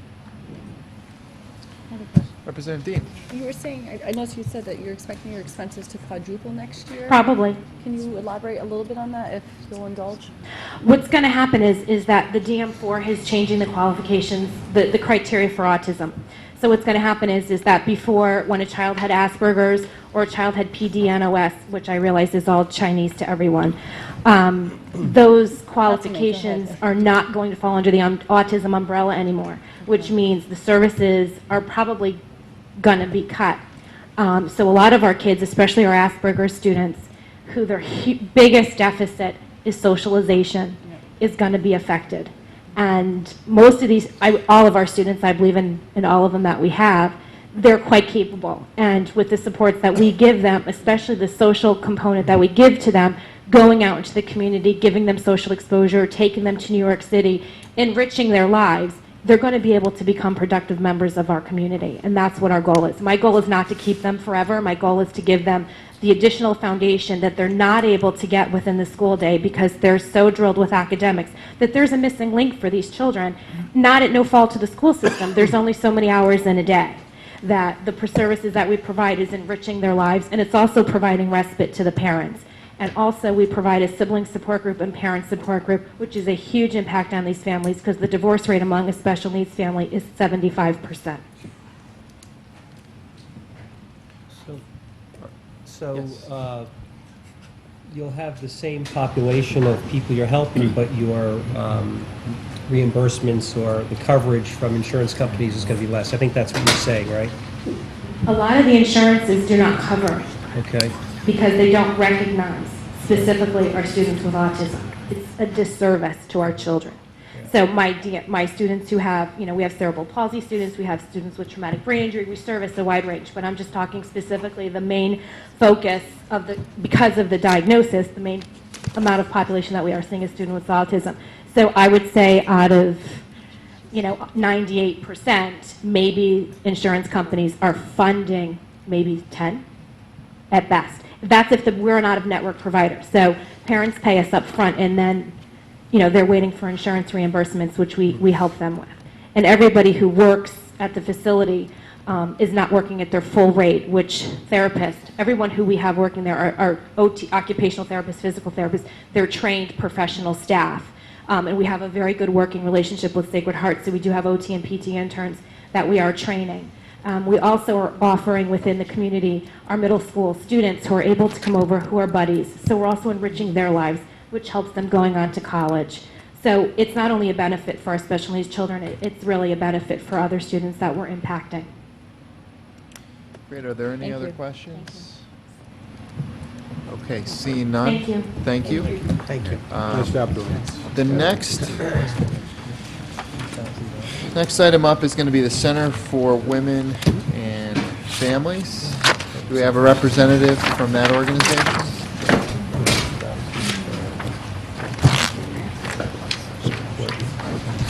Mr. Hiller? That's not a mandate item, is it? Okay. So, all right.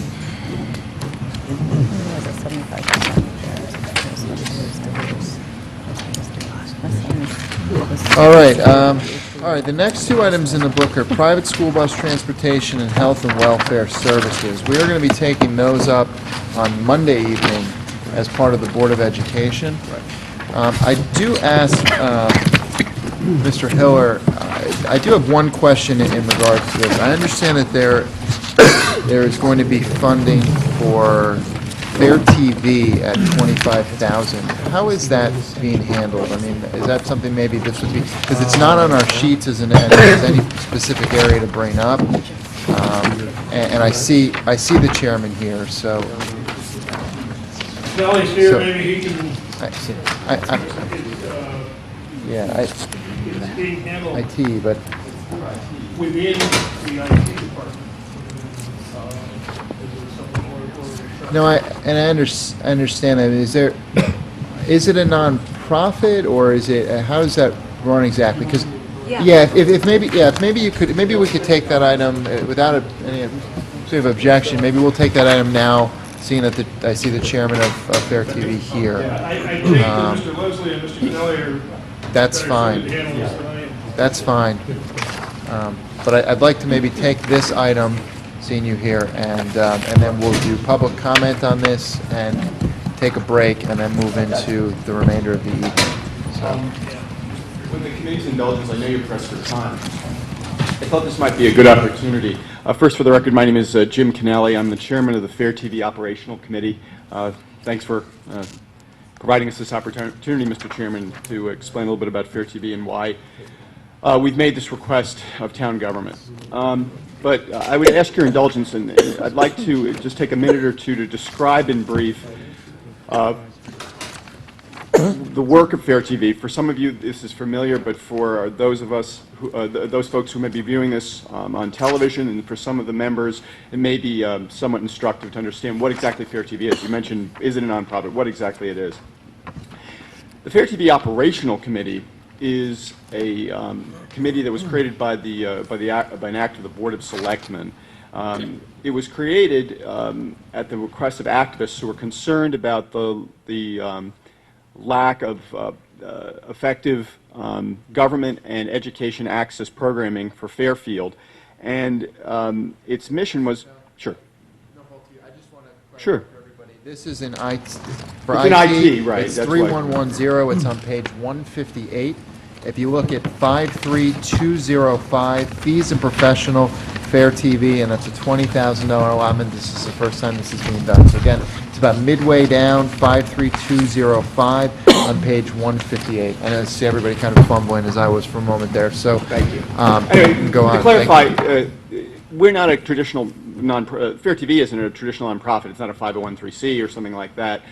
It's essentially a town committee that acts as the entity to request funding right now from a grant process that I'll talk a little bit about that is provided through an act of the state legislature, but actually comes from Cablevision of Southern Connecticut. So let me just briefly take a minute or two to describe, and I can provide a more detailed, actually a written copy of my remarks via email to the committee later, but just let me describe what we do and sort of what the history is here, so you have an understanding of what Fair TV is and why we finally now come to you for what we believe is not just a bare bones request. I'll tell you, this is the office of Fair TV, right here. This is it. That's it. We have a tower in the IT department hallway. So when we want to do work, we're sort of like, remember the Rob Schneider character, the copier guy? You know, he'd say, "Hey, just making copies." That's sort of what we do. We sit there at a little table next to our server to do anything that we do in town hall. So fairly lean operation.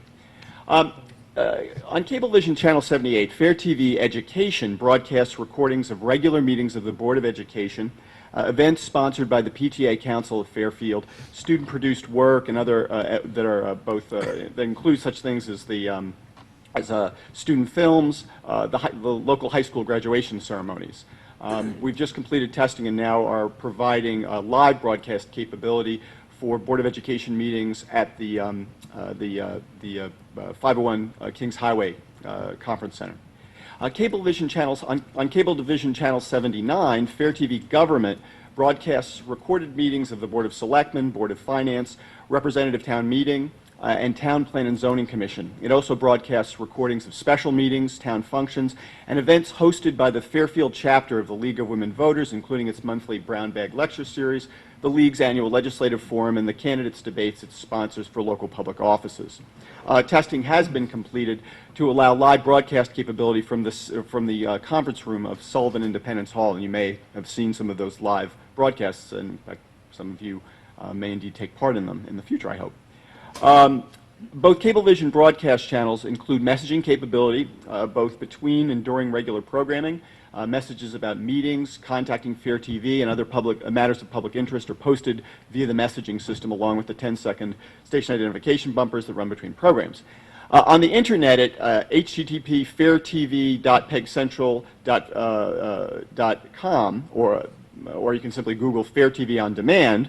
Fair TV On Demand provides recordings of all Fair TV programming online, available for streamed viewing by any member of the public. Additionally, Fair TV On Demand has dedicated live stream accounts for future use for live delivery of content over the internet. That third element I talked about is very important. Fair TV Education made air for the first time, reached air in December of 2008. Fair TV Government in August of 2009. But I did not consider at that time approaching town government for any funding from the town government, because at that time it was strictly a service that only Cablevision subscribers could take part in. It was only with the creation of Fair TV On Demand, which I hope many of you have had the opportunity to, and hopefully our viewers at home, will, when they don't get the chance to see us here on Channel 79, take advantage of. Fair TV On Demand, that capability, which came online in November of 2009, but in full, really, January 2010. I think it's the first meeting we have on there is actually the operational audit the hearings that the Board of Finance did with the Board of Selectmen on the operational audit. Just terrific program. It's still there. I urge people to take a look at it. But with the development of Fair TV and the on demand, every single resident in town now has the opportunity to watch at their convenience the deliberations you're undergoing right now. Your regular meetings if there isn't a technical glitch, but it opens essentially the process of town government for Fairfield to the entire global village.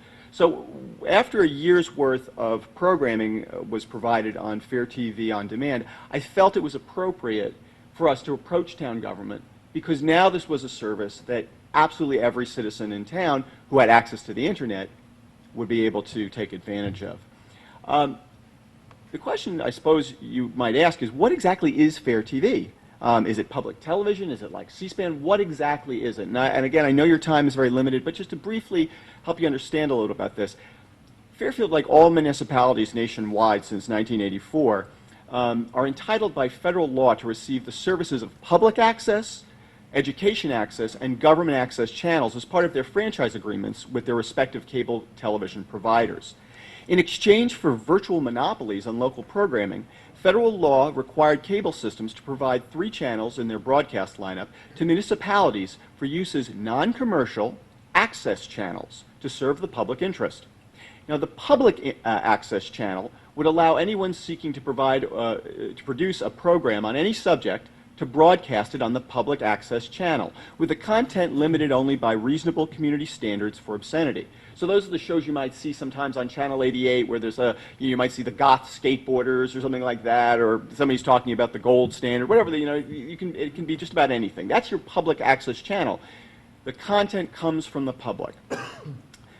The education access channel was meant to allow communities to broadcast their meetings of boards of education, events related to their public school system and educational institutions in their community, the PTA, along with messages from the school system if appropriate, perhaps local arts education programming such as local university or museum or library sponsored lectures or cultural events. So that's what we do with Fair TV Education, Channel 78. The government access channel would allow meetings of municipal government to be broadcast along with local government and civic functions deemed worthy of the local public's interest, such as holiday lightings or concerts or town-sponsored recreation or cultural events. These are things like the July 4th celebration or the Memorial Day parade you may have seen in addition to your meetings and things like that that have been produced for the channel by Mr. Spino, our primary videographer and station manager. To pay for recording this kind of programming for the education and government access channels and to provide the production space required, including the equipment, to allow folks who wanted to broadcast themselves on public access, the federal government required cable television operators to collect a small monthly fee, the PEG fee, that's Public Education and Government, PEG, for public access cameras and education and other equipment, and education and government access programming costs. So essentially to provide content. Now where Fairfield and Eastern Fairfield County has been terribly misserved is that the providers who are responsible for this kind of service over the last 20 years were able to get away from properly fulfilling their responsibilities by conflating their duties as public access providers and government education access providers. And what I mean by that is first Cablevision and then their successor agency, Soundview Community Media, said, hey, we don't get in the way of the crazy preacher or the guy with the skateboard show. He puts a show on. They're volunteers. We just give them the space. So we'll do the same thing for government and education. Well, it's awfully clever because it gets them out of hiring folks to go out and cover meetings, which is, I can assure you, having done it for 3 years as a volunteer, is a great deal of work. It also, frankly, politically, I mean, we're part of these folks served a region that included other municipalities that weren't particularly welcome to the idea of putting government meetings on television. The local governments were exactly, in many cases, the leadership weren't clamoring for these responsibilities to be carried out. So that clever conflation of these two very separate responsibilities allowed for a very long time the public to be underserved, even as it paid these fees, which averaged about $7.50 a year. But in toto, the region that Fairfield is part of, they amounted to $700,000. Fairfield's share should be about $200,000. And to give, in total, which it isn't even close, but so this situation went on for a long time, and unfortunately, after about 20, 25 years of this, the activists realized that there was just simply no regulatory relief in sight. They would have to go to the legislature. And they did. And in the state legislature, legislation was passed allowing communities that were that felt themselves ill-served for government and education access to claim those channels, those municipalities to claim those channels, if they had an entity, a committee or something like that, that would say, we'll go about the business of operating or developing these channels. And that's what the Fair TV Operational Committee has been. That is what it is. It's designated by the Board of Selectmen to create these channels. Additionally, the legislature, and this is in 2000... sorry? Go ahead. Could you tell us what the 20,000 is for? Absolutely. Give me 2 more seconds. Alan, thanks for cutting my legs out for me. Always good to have a fellow Democrat to do that. But I will get that in 1 second. But this is an important point, why we need the 25,000. The way the legislature... Can I just clarify? Sure. Is it Sure. 20 or It's 25. It's 25. There's 20 in fees and professional, and then there's 250, like 2,000. Special department supplies. Right. And capital. Yeah. Yeah. The bottom line is this. Bottom line is this. The legislature included a very a competitive grant process. It sliced $100,000 and took it away from that $700,000 that was being provided by subscribers to this third-party provider, Soundview, and gave it to the 5 towns that declared we want to run our own education and government channels, and said, all right, you guys can have 1/7 of the money, and you can then compete for the money that's there, that $100,000 each year that will be provided to you, to somehow run these channels. And so Fair TV has done that, and so far we've, through the grant process over the 3 years that I've been the chairman of the committee, we have raised, we've drawn from that about $100,000, and that has allowed us to purchase the cameras you see here, the equipment here on the rack, to build the server in Town Hall, to develop Fair TV online, all that kind of work. Here's our problem, Alan, or I should say Representative Marks, excuse my familiarity. Our problem is this. That competitive grant fund is really designed to create new stations. Two communities in our region, cable area, our cable area, Bridgeport being the primary one, has no current operational committee of this kind. And there's an effort by activists to begin to bring Bridgeport online in this way, to become a taker in this pot. So there is great concern about what kind of dollars going forward are going to even be available. As it is, we've gotten by on what amounts to a shoestring, about $20,000 to $25,000 for equipment and whatnot. Additionally, Soundview Community Media, the entity that has lost that $100,000 out of its $700,000, as it spent the last 10 years putting the Pentagon channel on the government channel for free and reaping this money, they have gone to Pura, which is essentially the successor agency of the DPUC, and demanded that that $100,000 pot that Fairfield competes with 5 other towns for be returned to them. And they will continue to do this. So Fair TV is constructed. It's built. The cameras are here. The servers are in place. But it now, through Fair TV On Demand, serves all the town, not just Cablevision subscribers. When I approached the first selectman this year, and why we want this money from you, is that we want to be able to make sure that the core elements of Fair TV are supported financially without the threat of loss in grant funding. And it is very possible this can happen. We went 3 months in 2010 where we had virtually no education programming because I couldn't pay the college kid who was shooting our meetings at the time because there were no grant dollars for it. Okay? It's a very difficult way to run a railroad. It's a very difficult way to run a television station. In May, I have to go back to. I'm sorry, go ahead. Yeah, I just. Oh, you want to wrap up? Okay, fine. It's almost 9. Okay, we're gonna sorry. break and No sweat. If you could get into maybe. Sure. Yeah, if there are specific questions, Sure. you could just really just narrow in on this specifically. Sure. We'll go with Representative DiMartino, and then we're going to go to Representative Garscott after that. Mr. Canelli, thank you for taking the time to explain all this to Sure. us. This is somewhat news. I mean, I don't know much about Fair TV, but I do appreciate the service. That being said, is there a budget or an overall balance sheet or operating budget for Fair TV that's publicly available for those of us that are interested in taking a look at it? What was presented to the First Selectman's office is fairly straightforward. It's not particularly complex. It would be about, as described by the IT director, it's the dollars for the station manager, Mr. Spino, the gentleman back behind me, and the college student who does the education meetings. It's $3,000 for Fair TV Online's server system, rather than have, government workers or something create it. And then about $1,000, I think it's about $1,000 for items related to miscellaneous equipment. During the course of the year, we have microphones and batteries. Is that and things available like that. for us to view? Sure, absolutely, we can provide it. And your role in all of this, just so I understand? I'm a volunteer. You're a volunteer? Oh, yeah. Okay. And the gentleman to your left? Hi, I'm Don Leslie, Director of IT for the town. Recognize you from last year. I remember you spoke about the library IT and stuff. So. Right, and I'm also on the Cable Advisory Council, which is the council that gets the $100,000 ripped out of Soundview, which should be a lot more. And that $200,000 I was talking about is an estimation of the amount of money that is collected by Cablevision and given to just Fairfield, $200,000 of Cablevision Fairfield people given to Soundview, plus the other towns also give that money, and that's why it's up to $700,000. Right. It's gone into the state a couple of times and they've bought it. And like Mr. Kennelly said, all we're getting is about $25,000 out of the situation a year, and it's not guaranteed at all. And with Bridgeport coming online, it's probably going to go down.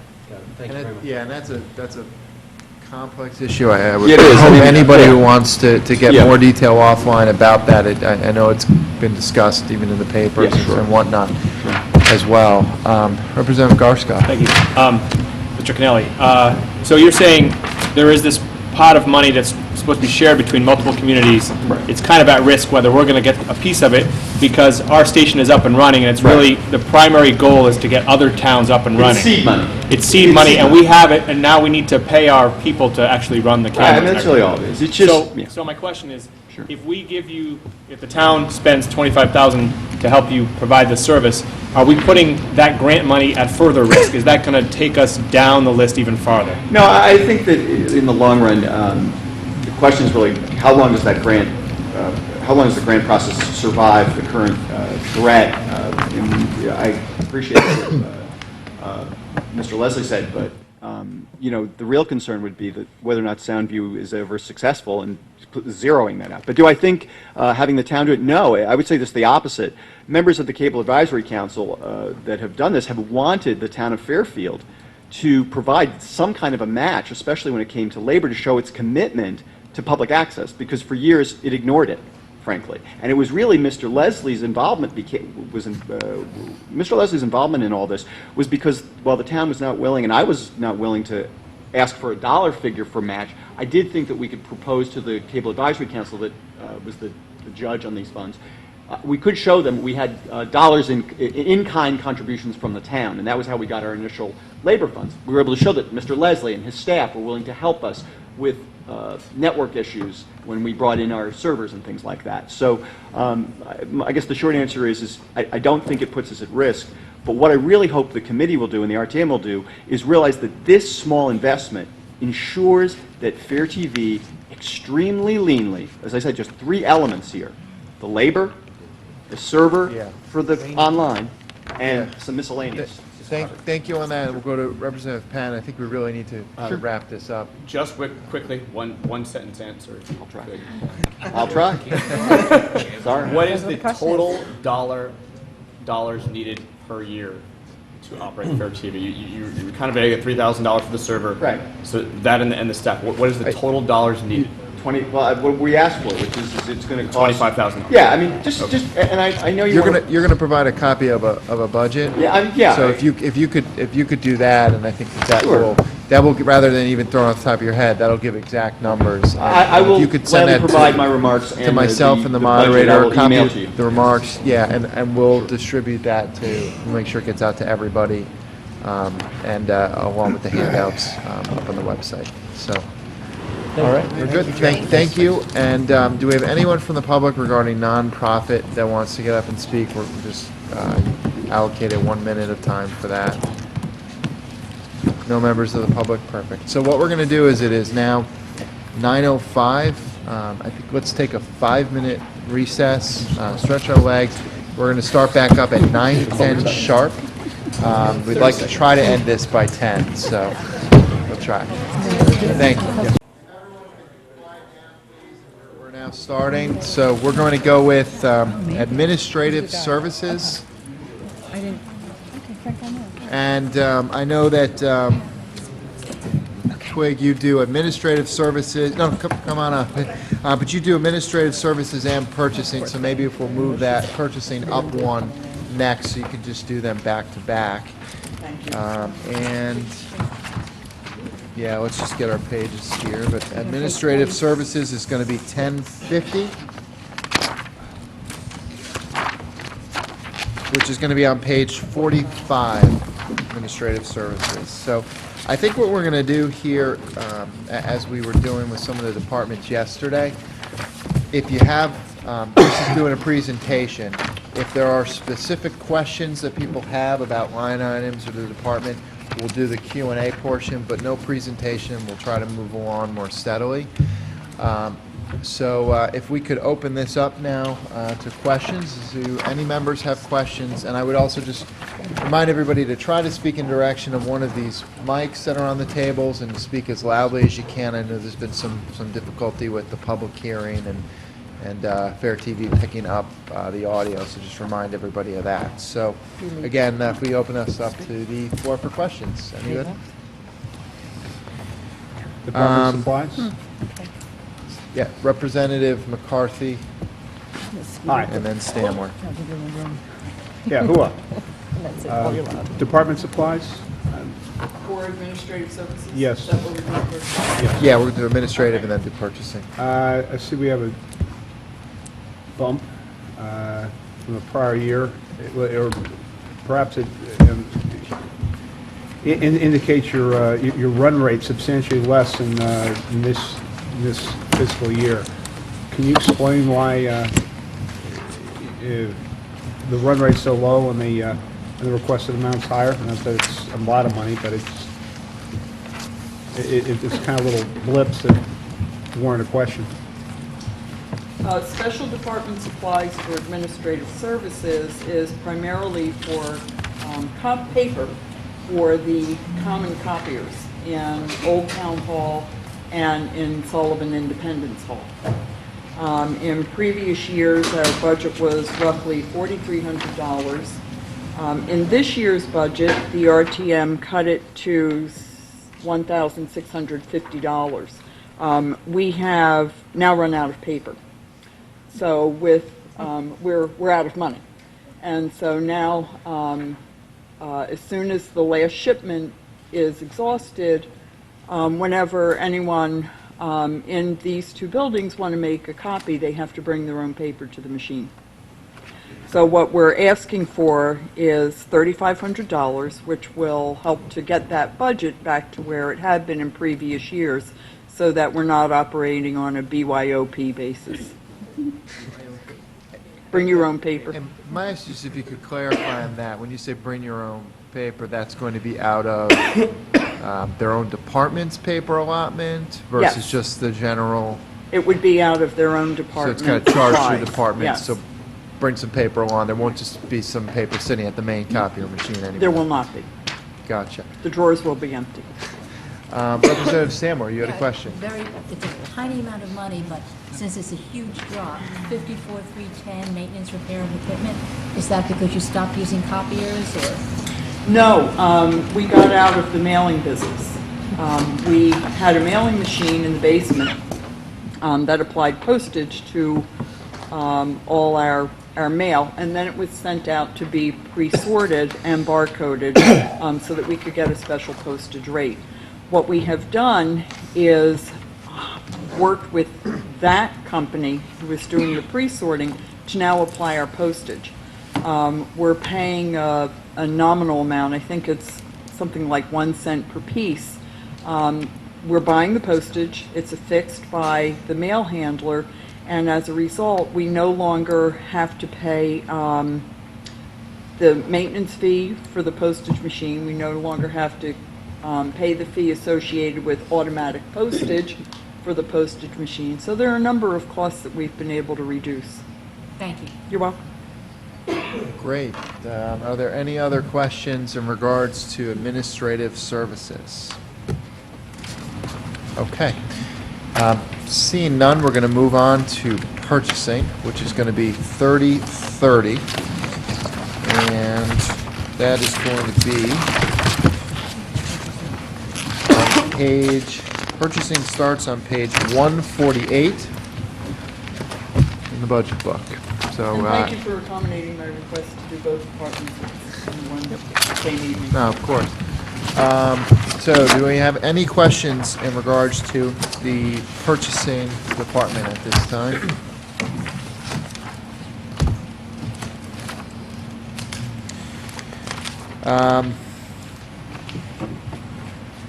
Nobody? Yeah, I do. Okay, Representative Dean. The same questions I had last night about the life insurance and why there's such a difference in the amounts We're of the costs. I'm sorry. Yeah, no, so, sorry to interrupt, but I think Linda Gardner actually Is she gonna have a presentation has, about that? has some information Perfect, about then that, we'll wait which till will, that. it'll kind of be all-encompassing, Perfect. and we'll take that, why don't we take that next for you, that you That's just fine. brought that up, Okay. right at the head of the finance department, if that's good for you, Linda and Paul? Okay.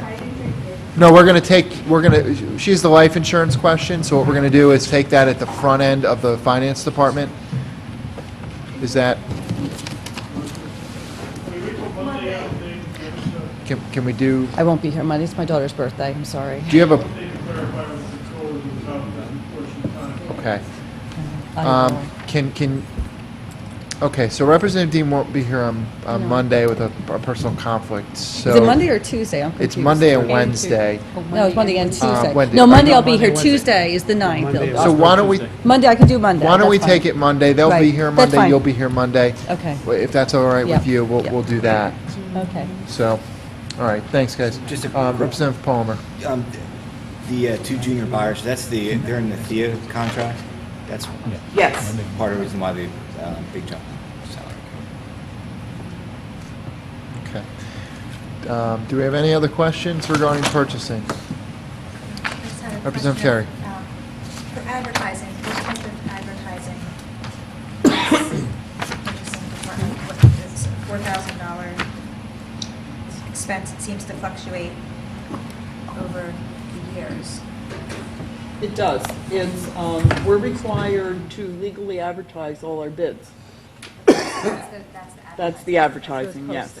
And it is. That's for the newspaper accounts. That varies based on what we know about the bids that are coming in the next fiscal year.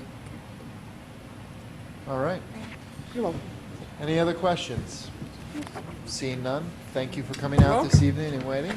And we're going to move on to we're going to go back up to 3010, which is the finance department.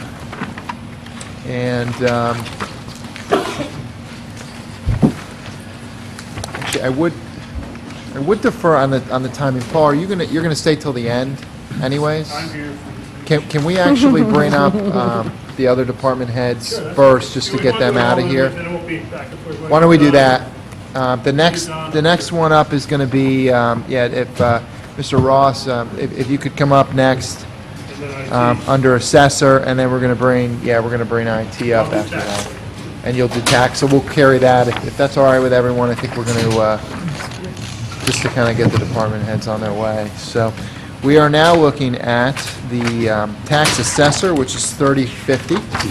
And we have our new tax assessor. Congratulations on your appointment recently. Thank you for coming out this evening. So this is going to be page 151. And so if we could open up to any questions, we're just going to do a Q&A format here. So do any members have questions regarding the assessor's budget point? Representative Carey, we'll start off with you. I had a question about item 53-200, fees and professional services. Yes. It fluctuates greatly over the past few years. Correct. What causes the fluctuation? What does this $140,000 represent for you? Fluctuation is due to our having had a revaluation in 2010, as everybody knows. Our townwide revaluation resulted in approximately 100, well, not approximately, exactly 170 court cases. All of those court cases are a mixture of residential and commercial property, average residential, simple residential, complex commercial, some complex residential. The fluctuation in the fees and professional services line is, again, as a result of the number of court cases that we do have. At the end of the cycle from 2005 to 2010, okay, that fees and professional services will drop as the court cases get resolved. With a revaluation, okay, there's a spike in the number of court cases. And that would result in a spike in the request for fees and professional services. The fees and professional services specifically are the services of professional real estate counselors, professional real estate appraisers, to assist us in reaching fair and equitable agreements with people who have litigation against the town. They're to support, again, our assessment staff and to support our legal staff in coming to equitable conclusions of these court cases. Do we have any other questions from members? Representative McCarthy? Don, is that the basis for the request of $140,000? Is that a function of estimated litigation, or is it a function of estimated reevaluation? Okay, it's a function of estimated, well, not estimated, actual litigation.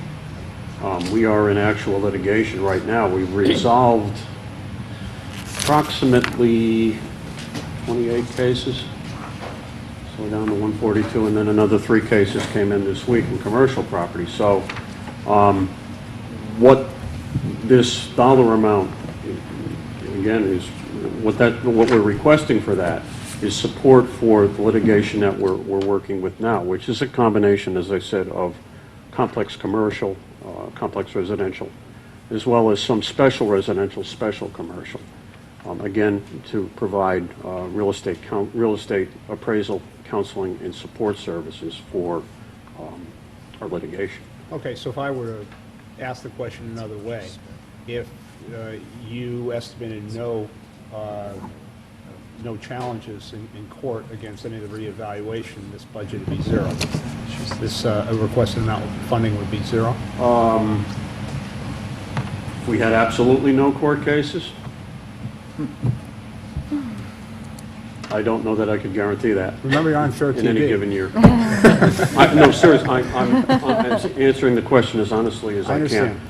I can't say that in any given year, even a non-reassessment year, we still have people. For example, we had 3 cases come in this year. Okay, this is the 2011 list. This list is the year after a reassessment. Okay, so we have cases coming in every year, even in non-reassessment years. So I'm not going to say that that's going to go to zero. Yeah, I'm just trying to understand the metric as well. Yeah.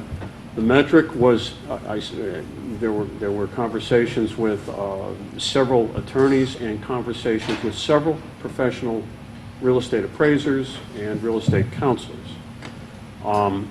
The estimates were as a result of conversations with them, again, giving them our caseload, giving them the mix of properties, trying to come up with an estimate of, again, what would the support possibly cost us.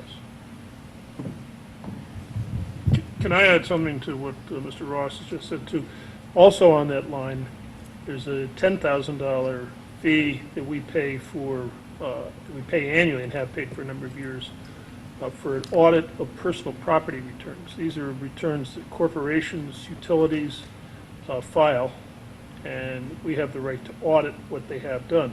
We've had great return on that investment over the years, because normally for the $10,000 that we pay for an audit to a qualified individual, we will get anywhere from $50,000 to $100,000 in additional tax revenue as a result of that audit. And so, if we had no appeals, we'd still have that cost, for example. That would be the floor, in other words, for that line item on an ongoing basis, $10,000. That's probably the minimum bottom line. But there, to say that there's never going to be appeals, it's not the world we live in. Okay. Do any other members have questions regarding this department at this time? Okay. I do have one. Again, it goes at these fees. If we were to say, reduce this amount, the fee line significantly, if you could briefly describe how you would get through this assessment process. It would elongate the litigation process, again, because let's take out the professional help that we're asking for. 2009, there was an operational audit. That operational audit said that our department was understaffed. So you're going to use existing appraisal staff, which right now is 2 people. Okay? Existing legal support. You're going to elongate the process. It's going to cost more in, again, legal fees, okay, to support the longer process. Plus, we're still doing our day-to-day operations. So it would create a bit of a hardship for the department. Gotcha. Okay. If I could just add to that too, Dodd gave a brief example of some of the cases that we're dealing with, and it started out at 170 cases. But as he said, there are some complex residential cases. There are some complex, and these are all public record who's out there. So I'm not letting anything out of school. We're dealing with the 4 highest residential properties in town. We're dealing with properties such as the Aquarian Water Treatment Plant up on Black Rock Turnpike. We're dealing with both Stop and Shops. The list goes on. And in virtually every case there, they're going to have professional appraisers on the other side. We frankly, we need some hired guns to defend ourselves. Okay. Thank you. Do we have any other questions? Otherwise, let's move on. All right. Thank you, Mr. Ross, for coming out this evening. Thank you. Thank you.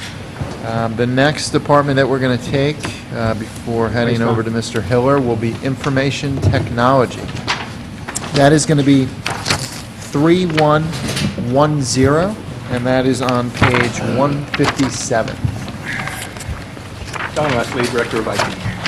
Thank you, Don. Thank you, Mr. Leslie, for coming out this evening. We're going to open this up directly to Q&A. Do we have any members? Representative Hawkins, start off. I'd like to talk to you about professional fees and disaster recovery is down significantly. What did you do to reduce that? The disaster recovery was my, the munis system, the financial system is handled by the Board of Ed for us, and they have a disaster site up at the Burr School. And I had been allocating about $10,000 or so each year for when things came up. As an example, right now we've got a software change that's coming up, and it's going to cost me $12,000 that I wasn't expecting. So it's that part of the disaster recovery is just my support of the munis system up at Burr. We share half the cost with the Board of Ed, and so it was my lot of money there saying, things came up and needed to fix, and we had to pay different things. So I'm talking about the fact that there's a reduction. Is it because you're combining with Board of Ed? the reduction is because I was told not to increase my budget this year. So that's the spot I took it out of, because questionable expense, and if something does come up, you just have to come back to the Board of Finance and the RTM to get funding for it. The point being is, I don't know how much money it's going to be any given year. We're paying the town side's paying $95,000 for the Munis system, but these are additional above and beyond the maintenance issue, beyond the maintenance support of the software. They're changing it around a bit now because of issues with the software and the servers and stuff like that. So that's where it's additional money for stuff above and beyond the maintenance fee that we pay. So is a fault-tolerant server or some sort of cloud? They're virtualizing the servers now. All right. And that's where this cost is coming in, is for VMware software, which is virtual software. Okay, so you've got a backup disk in some cave in Colorado at this point in time? No, this is for they're virtualizing the servers now so that when they do the backup to Burr, it'll work properly. Yeah, I don't think we need to get too far in the technical, obviously, in the interest of time, and I'm sure that you'll be willing to talk to anybody at some point to give a rundown or come to committees if people really have questions. I do though want to kind of jump off of what Representative Hopkins had brought up.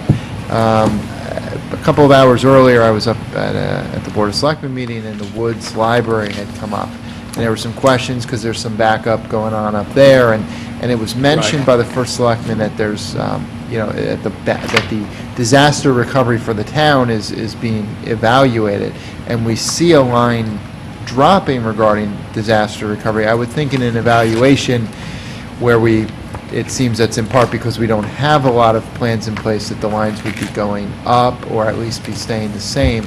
Do you have other places? Disaster recovery a bit different than the Board of Ed does. They sit there and they make it a separate line item and stuff. Separate, and that's why I've got a separate line item, disaster recovery. So when you look at that one disaster recovery line item, think Board of Ed Munis system. For me, I don't have a separate line item for disaster recovery because it's all integrated. You've got business continuity, you've got disaster recovery, you've got backups and everything else, and they all play together. My backup system was, when I first came in front of this board 3 years ago, I explained it and handed out diagrams, was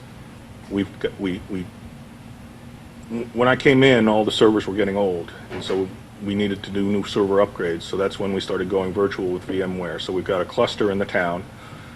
Same thing was happening at the police department. So we have a cluster at the police department, and because of the police and public safety issues, it's police and fire together at the police department. Because of public safety issues and security and stuff, it makes sense to have them on their own in their own cluster, and especially for bringing up in a disaster, they're one of the primary things that have to come up almost instantly, whereas some of the town systems don't necessarily have to come up right away. So that was the first two things. So that's me virtualizing the servers, trying to save money with the new methodology of doing things. If you virtualize, you put everything in the server. You can save money there. The beauty of virtualization is you can sit there and take pictures of your software servers that are virtual, and you can move them. And so the year after that, the library needed upgrades to their servers, so then we virtualized the library. When I virtualized the library, I gave them a bit more power in the CPU in the computer department. I gave them a nice amount of disk space, and then I added a bunch more disk space for our backups, for the town cluster and for the public safety cluster. So I have a backup system that goes up to the Fairfield Woods branch library in their basement. That's also my disaster recovery system. So where do you draw the line? Is it 20% disaster recovery and 80% backup, or is it so that? No, and just from a budgetary standpoint, I think you answered it very well, in that it's spread throughout. So if there's a function, you seem to be covering it. And I mean, did that cover enough? Yes. Also for you? Yeah. Kevin? All right. My one little Perfect. final point is I don't like equipment just sitting around as a disaster recovery. I like it being used because then I know it works. Too many places sit there and say, hey, there's my disaster site, it's over there, I set it up 2 years ago, and then they run over and try to use it. The bunker with cobwebs on it. If it's running and working, I know it's good. Good practice. It's a good practice. Yeah. Do any other members have questions at this time in regards to the budget? Okay. Can I just make one more little point? Is, if you were at the Board of Finance meeting, I got a little fuddled, and if you see the word diskless in the Board of Finance meeting, think tapeless, because that's the part of the disaster recovery, and that's, you'll see one or two items. You'll see an item for a tapeless backup system. That's what I was referring to, and I just said the other. No, thank you for clarifying. Yeah, no, I was watching. Okay. All right, well, thank you, Mr. Leslie, for coming out this evening and waiting for your turn here, so appreciate that. Next up, we have Mr. Hiller, and we're going to go with Finance. You're also going to cover the tax collector, the Board of Finance, and unemployment compensation. So you've got 4 departments. I'll text you till We're midnight. going to Yeah. start off, we've got about 20 minutes here, so hopefully we'll run on track. And we're going to go with 3010, which begins on page 145 in the budget books, which is going to be the Finance Department. And it looks like a handout, or? What's that? You have a handout for us? Yeah, if you want, because I think it relates to the, everything in this department is pretty much what I'd have to say status quo, with one major exception, and that is the last line here.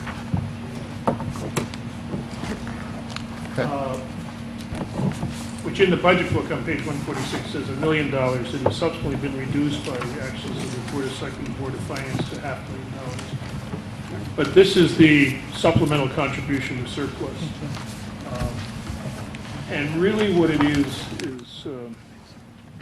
more than anything, I think, is an effort to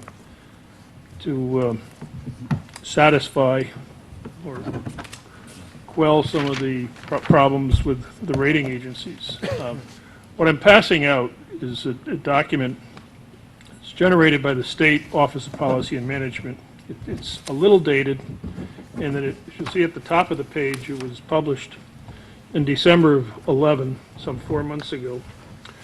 But what it does is it compares the 18 AAA towns in Connecticut on some various things.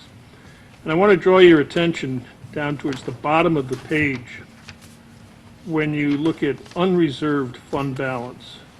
And if you look at the the first page are just the towns in Fairfield County that are ranked or that are rated AAA. And the second page are the towns in other portions of the state that have AAA rating. But if you go across that line, starting with Darien, and the number that I want to draw attention to is if you look at Darien, 14.6%, Easton 10.7%, ourselves 4.8%, Greenwich negative 0.8%, New Canaan 15.1%. These are the unrestricted fund balances of the other 18 towns. And we rank number 17 on that list. And there's a pretty good gap. I don't know what the gap is exactly to get from number 17 to number 16, let alone to get into the top half of this list. I can give you the updated figures for Fairfield because this is basically as of the end of fiscal 10, where it said 4.8%. We did climb this year to 5.16%, which still puts us 17th because Greenwich got out of the negative column and went up 2.38%, or is now at 2.38%. But we're not at the bottom, but we're close to the bottom as far as this is concerned. And this $500,000 is frankly a conscious effort on the part of the administration and the Board of Finance to say, we understand what the rating agency has been saying, and we're going to make an effort to get better. Okay, thank you, Mr. Hiller, for giving us that update. That line, just to remind everybody now, is at a $500,000 increase from zero previously.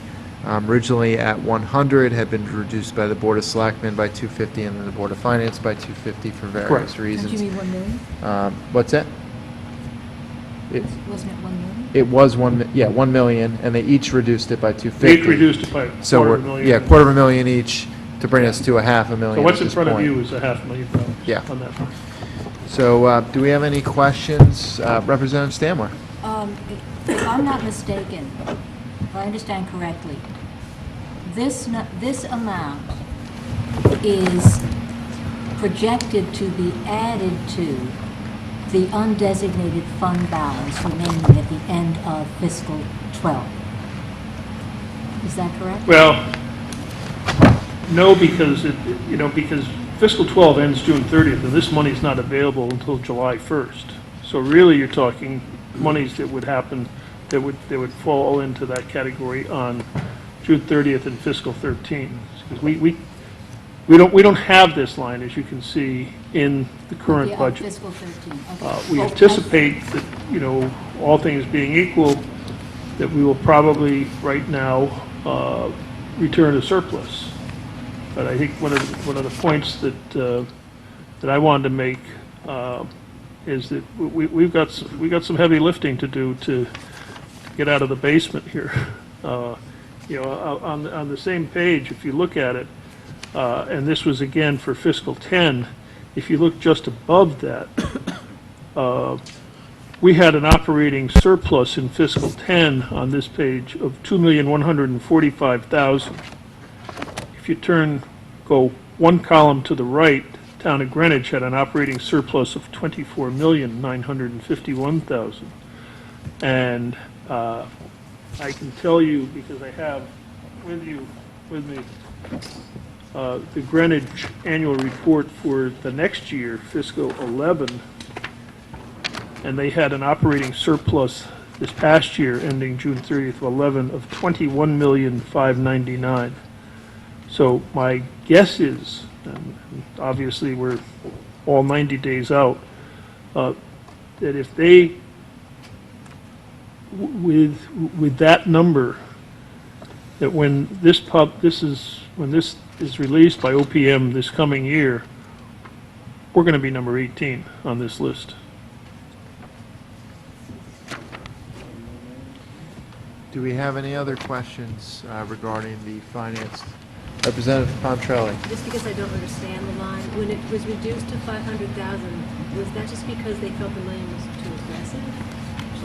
When that line was reduced? Yeah, her question is, when they reduced it from 1 million ultimately down to 500, was it because they felt that the 1 million was too aggressive?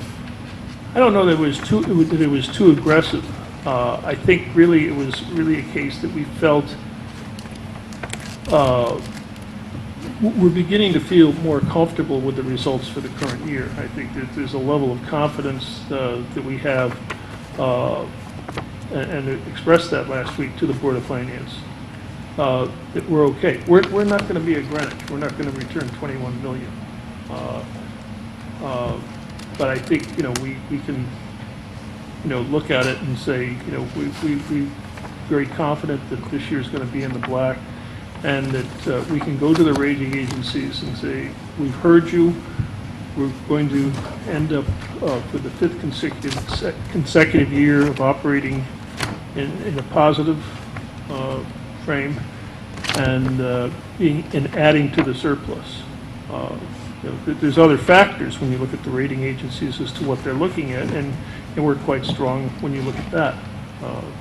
But in this one area, which is one of the most, one of the areas that everyone looks at the most, we're sensitive. We're in the bottom decile. Among these towns. I mean, we're great as far as the rest of the state's concerned. We're great, but these are our peers financially in Connecticut. Thank you. And can we go with Representative Lee, and then we'll go back to Representative Stanmore? Sure. All right, he defers to you, Representative Stanmore? It's just, I'm trying to understand. Yeah, no, keep, if we go on this I- line for now, then. It's this line. Yeah. your projection for where our fund balance will be at the end of fiscal 12, June Right. 30th coming up, is? $1.5 million.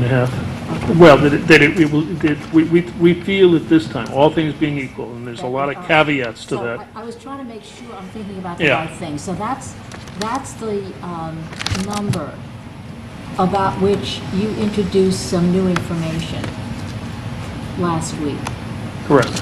that raised the anticipated or projected fund balance from about 800,000 to about 1.5 million? Right. Something in that, okay. And it's on that basis that the Board of Finance felt it could reduce this number. Right, and what they did is they put that $250,000 back over into the Board of Education, which Okay. the So, Board of I have Selectmen many had cut. questions Correct. about the reasoning behind this, but I had anticipated this would be discussed with more members present because I think it's a subject about which many people have questions. So I'm a little perplexed about whether I should continue or not. Well, we could go into that if you want to at greater length Monday night when there's a lot of these things that are going to Monday come up. night would be the peak amount. I think what we can do is if you want to dive in more detail, let's see where we're at Well, perhaps we time-wise could open on this Monday. on Monday. Yeah, I can certainly, I believe that Representative Steele's going to handle Monday night, and what I'll do is I'll let him know that we had taken some line of questioning, Yeah. but obviously at this late hour, people are dwindling. I would venture to say that that's going to come up in part under the Board of Education, because it ties back at the Board of Finance level as to part of the restoration. And part of that change So also this is going to relates- come up. A substantial portion of that change relates to accounts that Board of Education controls. Yeah. Well, just to give a sense of where I'm headed, I had some question about it's a process question, about how you or your department identify where you anticipate excess or something to come in under budget, freeing up funds, or something to come in over budget. I was looking at the munis, and I would like to understand how you get there. So just to give you in advance, that's where I'm going. Now, First Selectman's been asking the same questions. I'll come up with the number. I don't want to bring it, No, I that's don't want you to okay. answer And now. I don't know, because I'm prepared to answer it, but if you want to wait till Monday evening, I'd be happy to. I think And that we would be can in the s- best interest of the Nice public. cliffhanger. And what we'll do is we'll circulate the surplus. Like the life insurance.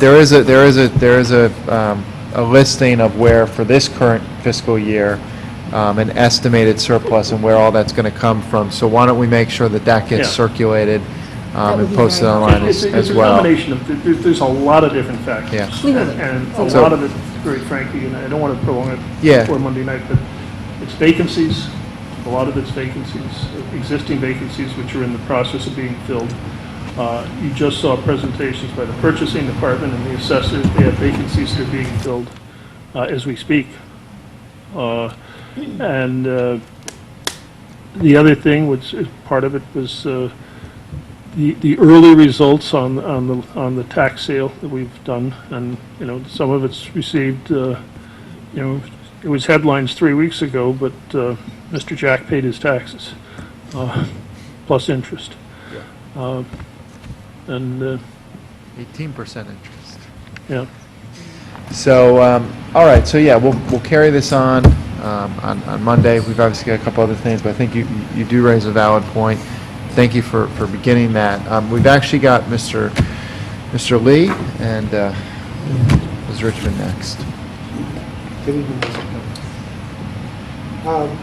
I hope this is a softball, but I doubt it. I've been listening to the AAA rating now for a year and a half. You just try to raise just a little. I know it's more so try to speak towards that. I see Jerry back there. Nope, you'll be covered now. So The thing that, I totally believe all this AAA and everything, but not being a finance person, can we put, everybody loves numbers, and I'm becoming to love them also. Can we put a number to the difference between a AAA and the next step down? Sure, I think, and it depends, it's only a value when you're borrowing money. Right. Okay. If I may, Mr. Hiller, if you could maybe, in the interest of actually, since he's taken a love for numbers, let's get him maybe a real set versus even off the top of your head. There's a debt service portion that we were going to do this evening that we are now going to be doing again on Monday. So maybe, are you going to be here on Monday night? Oh, Because- absolutely. Perfect. Let me Yeah, if you explain could why lay I'm out- asking. Yeah, no, if you could maybe give a What little I would background and do lay on it out, Monday, but I he will can bring you, we- bring the we detail. subscribe to Here's the thing, it's hard to explain to a person in finance how all this stuff works. But to the average person who listens, who's watching on television or reads in the newspaper, they say, what does a AAA really mean? Why are we putting $2 million that we're spending and all that stuff? If we have a way to evaluate that that's an actual investment and it saves us money, then it starts making sense to people who otherwise don't really get it. Yeah. Count me among them. And I think that would really be helpful for me and for a lot of other folks, too. No, and that's I'll bring come in up some before, stuff and from a national publication which we subscribe to, which will show what it would mean on Monday. Thank you, sir. I think, and at that point, you're going to be able to quantify it. For every $1 million we would borrow, if we were borrowing money on Monday, we would have paid X. And the guys who were one notch or two notches or three notches below us would have paid X plus one. Yeah. To borrow money. So if you could- And I think the other thing, very honestly, 20-year bond, maybe. part of it is peer pressure. Part of it, let's be honest, is political.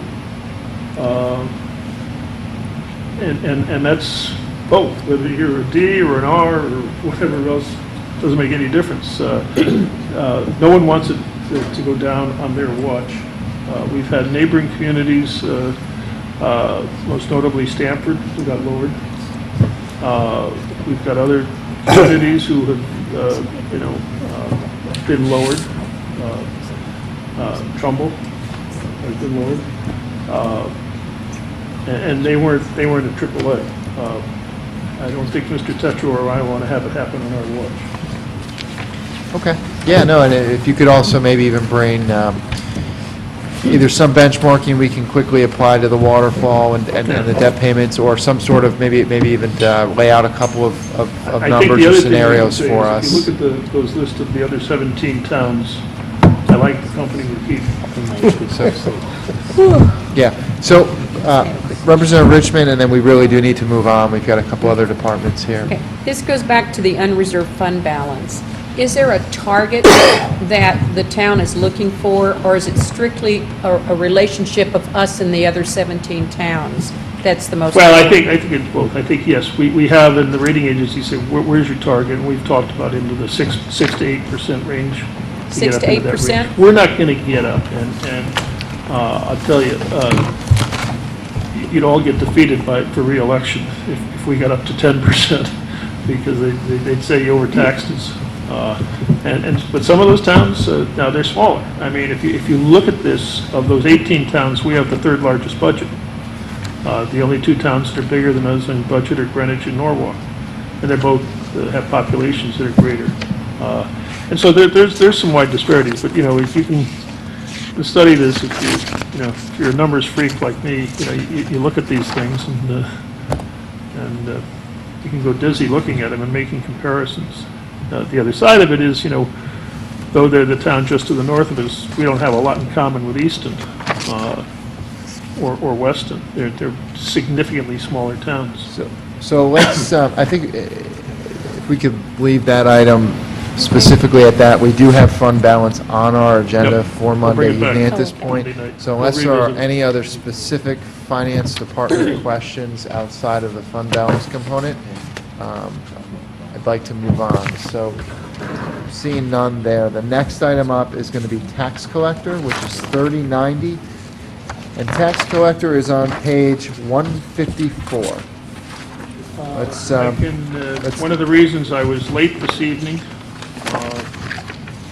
is, and I can be the first to let you know, and I guess let the public know too, proud to announce that This afternoon at the Board of Selectmen meeting, the Board of Selectmen appointed a new tax collector. As you may be aware, Stanley Gorzolani, who has served this town well for 19 years, retired as of last Friday.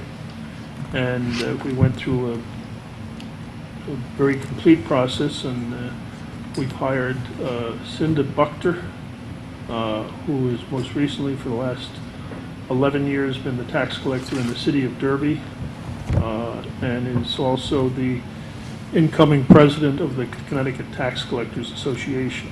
And so she's got a great deal of experience. She also, prior to working for the city of Derby, spent 4 years with the software company Quality Data Services that we have just installed and went live this week with new tax collection software. So we're very pleased with that appointment, and hope you all get the opportunity to meet her in the coming weeks. She'll be around 2 days a week for the next 3 weeks, and then starts officially on May 4th on a permanent basis. But tax collector's budget is pretty much status quo, shall I say. I have one question on the tax collector for myself, and that's rental and storage is at $3,000. That's flat year over year, but if you go back in and you look at the year-to-date spending on that account is at zero spend so far. And that had been a zero spend in, it was only at, it's at 1531, then it was at 200, then it was zero. We allocated 3, and then we're almost at the end of the year, and we're basically at 0. So is there, do we know of any reason, I'm going off your current sheet here, any reason that they need that 3,000?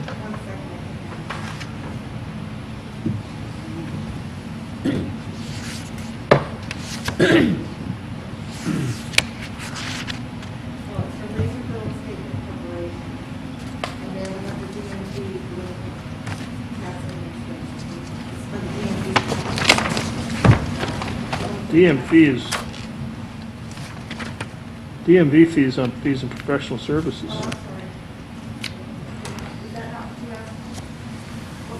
Rental and storage.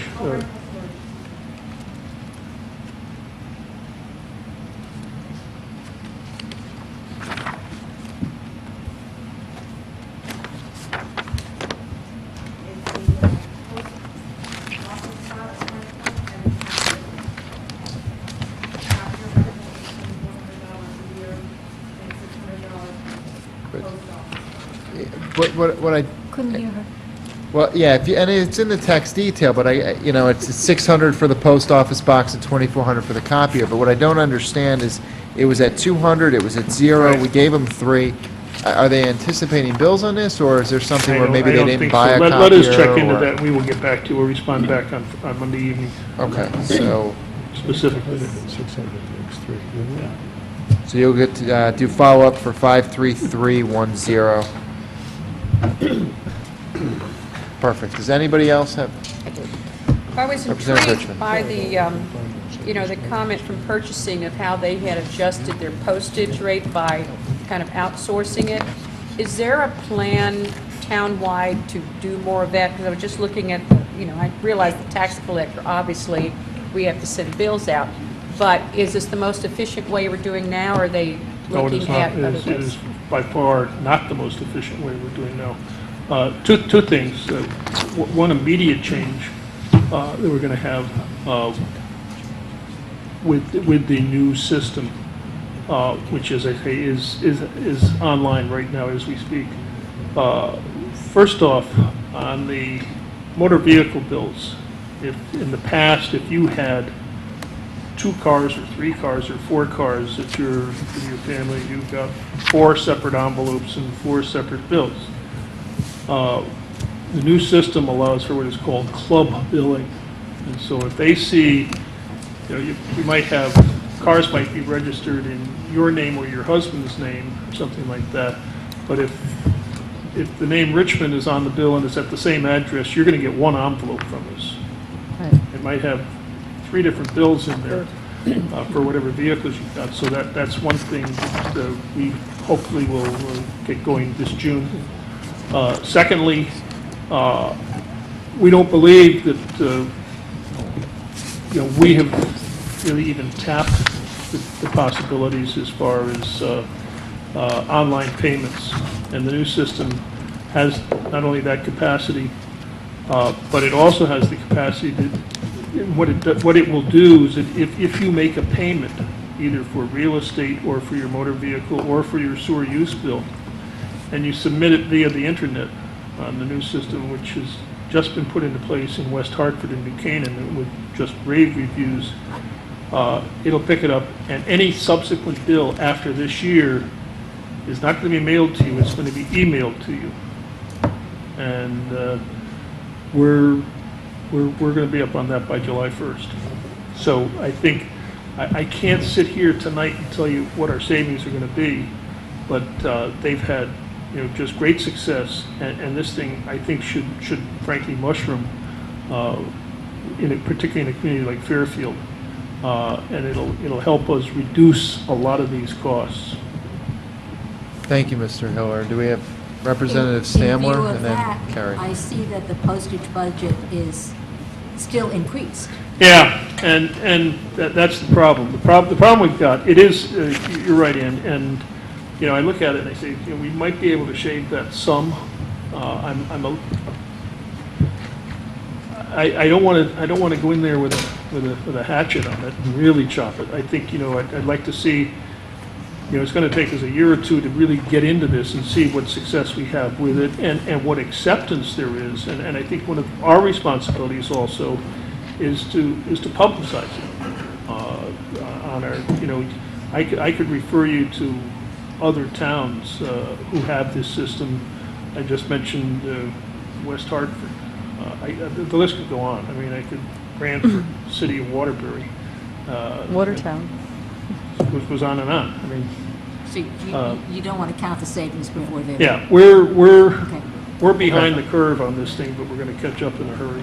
All right. I want Yeah, to- if we can go to just quickly to Representative Carey, and then we're going to go to Representative Dean, that's just fine. just It's the from continuation of timing. the same, of printing, binding, and photo, 56,100, and then postage, which is 56,150 also, and this goes back to finance. Those are huge numbers that increase. Is that something that we can look at for an across-the-board town hall? When you look at postage at 8303 and for 09 to 11,000, and then when you look at the, when you start adding up the numbers from the various categories, is it possible across town hall that we could eliminate that and reduce the postage? We hope so, and I think the difficulty I have with it in this budget is we've frankly been late to the game on this stuff, and even I think you're going to start to see reductions in mailing costs because we're emailing so much material. You used to get big, thick packages from us on RTM and Board of Finance stuff now, and a lot of that's being emailed now. And well, welcome to the world. Okay. Representative Dean, and then see if we can maybe wrap this department up. I just wanted to clarify, if you wouldn't mind, when you say that once the bill is paid online, does that mean once any tax bill is paid online, like my water bill or my sewer bill, forevermore all my other tax bills would come to me online through an email, or is it just that one? If you pay your motor vehicle bill online, they're not, Right. it's going to, because they are actually separate files. Okay. In other words, we have separate files for sewer use, motor vehicle, real estate. So they don't if you talk to each pay- other. And I'm not positive on that. I mean, we don't have it yet. All right, We're because gonna I have got it. excited there, thinking if I can do my sewer bill, then everything else is going to come. Yeah, and or there's also whatever. different billing cycles on some of these, because, for example, sewer bills get paid in October and April. Right. And motor vehicle bills get paid in July and January. Right. And so I'm not certain if that But this term would also- integration is there. This would also reduce your income for reprinting bills. Yeah. Yeah. That's significant, yeah. It's big. All right. I'm all Okay. for it, thanks. Thank you. Any further questions, or can we wrap up this department? Perfect. We're next going to move to the Board of Finance. This is 3130, page 163. I will note that the Board of Finance reduced 53,200 fees and professional services That essentially, by 2,000.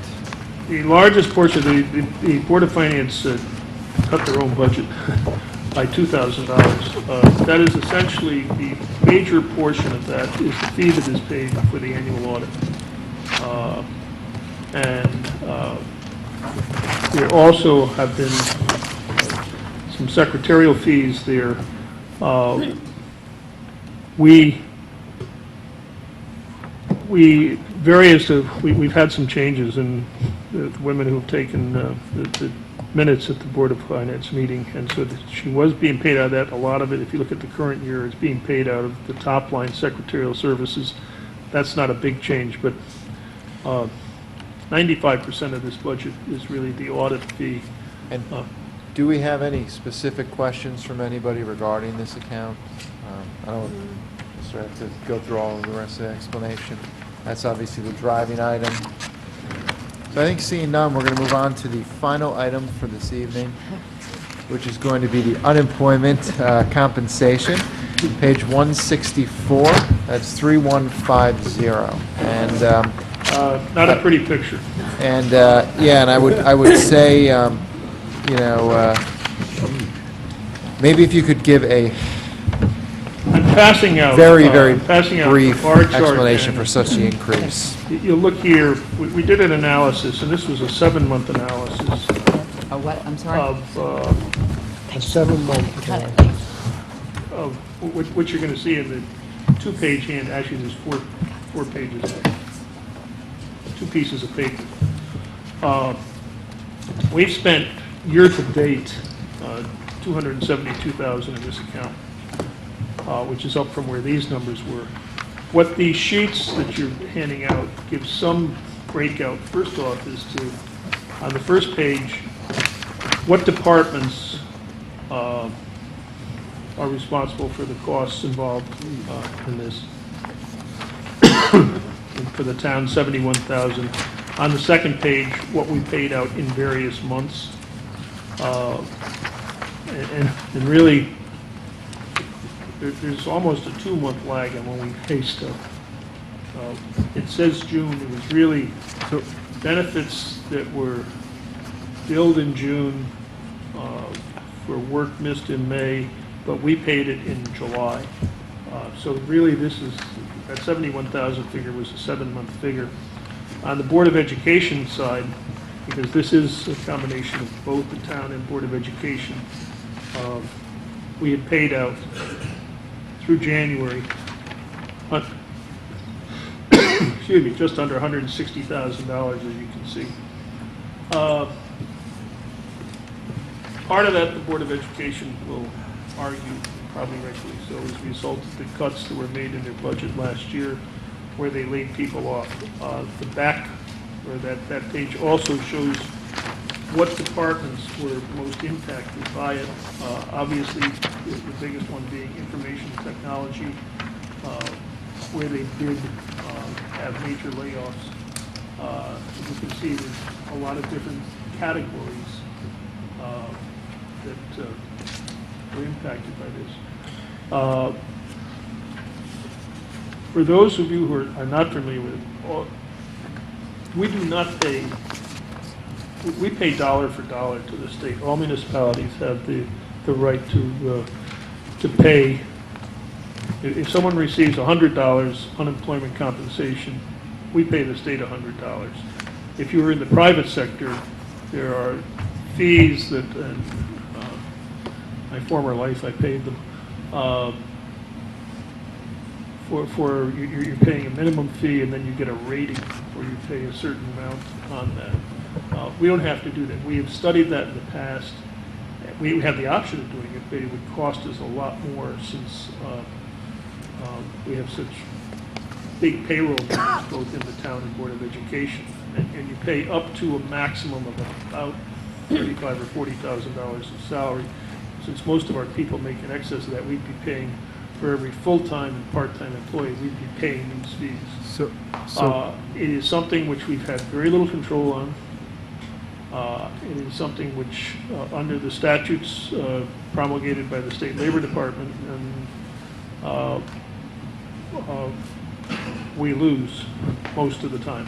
We have appealed. We have just retained a firm, which some other communities have used, called Unemployment Tax Management Corporation. They're out of Massachusetts. And towns like Darien, Norwich, Hamden have been utilizing them with some success. Too early to tell on that, what our success is going to be, because we've just started them within the last 60 days.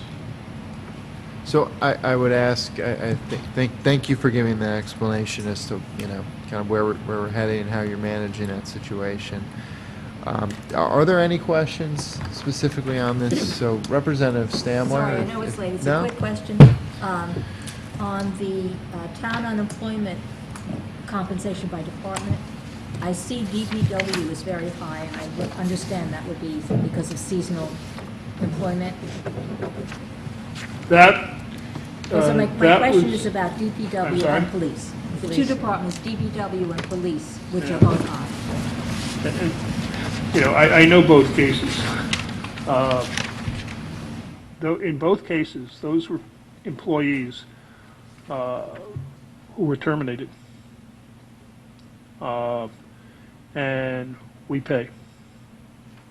But why are those two departments so high and the other departments? Because in both cases, what you have is you have employees who were in the police department. It was an officer,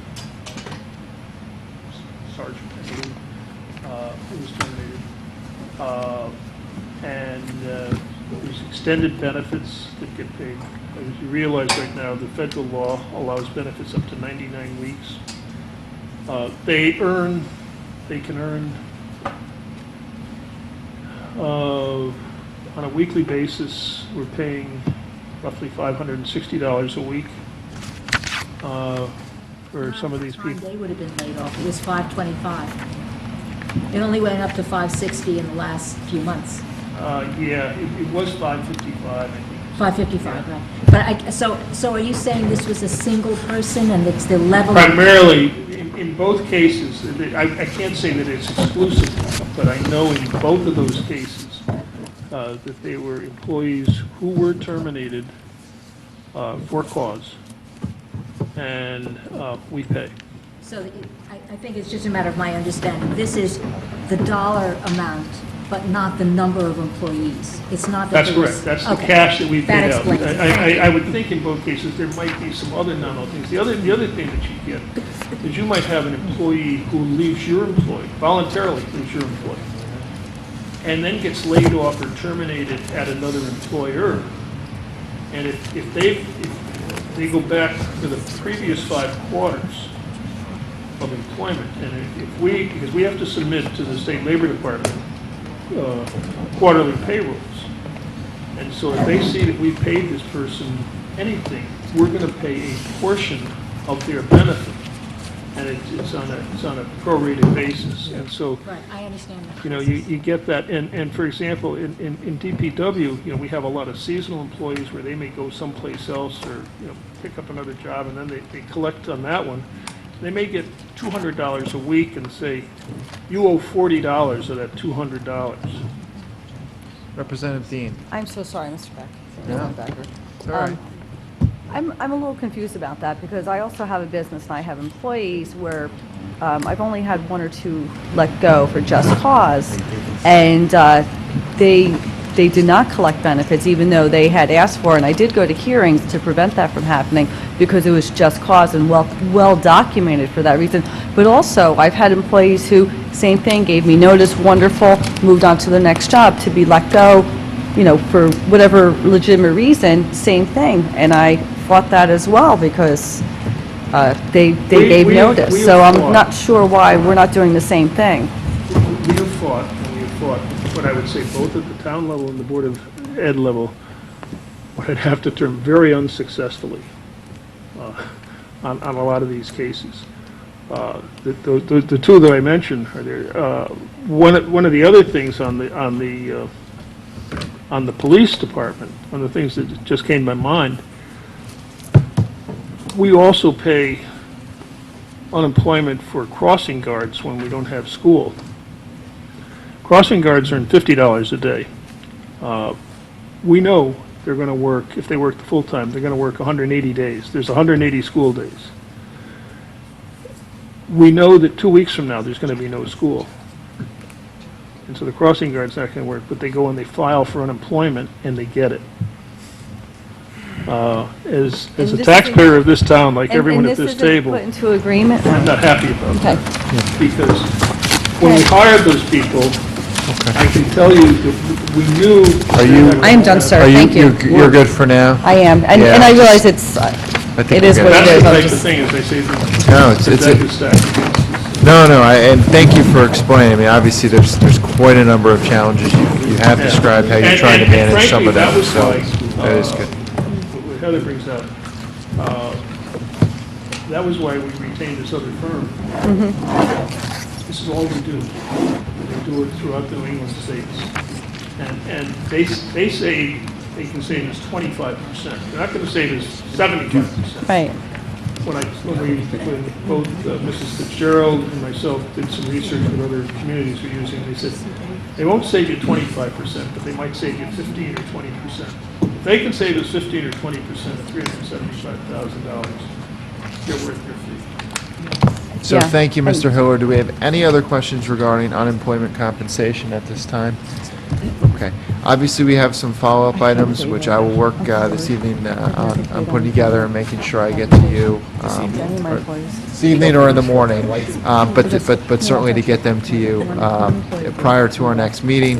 We've got some adjustments, but thank you, everyone, for coming out. Thank you to Mr. Hiller and Ms. Gardner and Mr. Spino. So yes, and a happy holiday on both of you. She everybody. needed Thank you. more than I needed. But I've had others.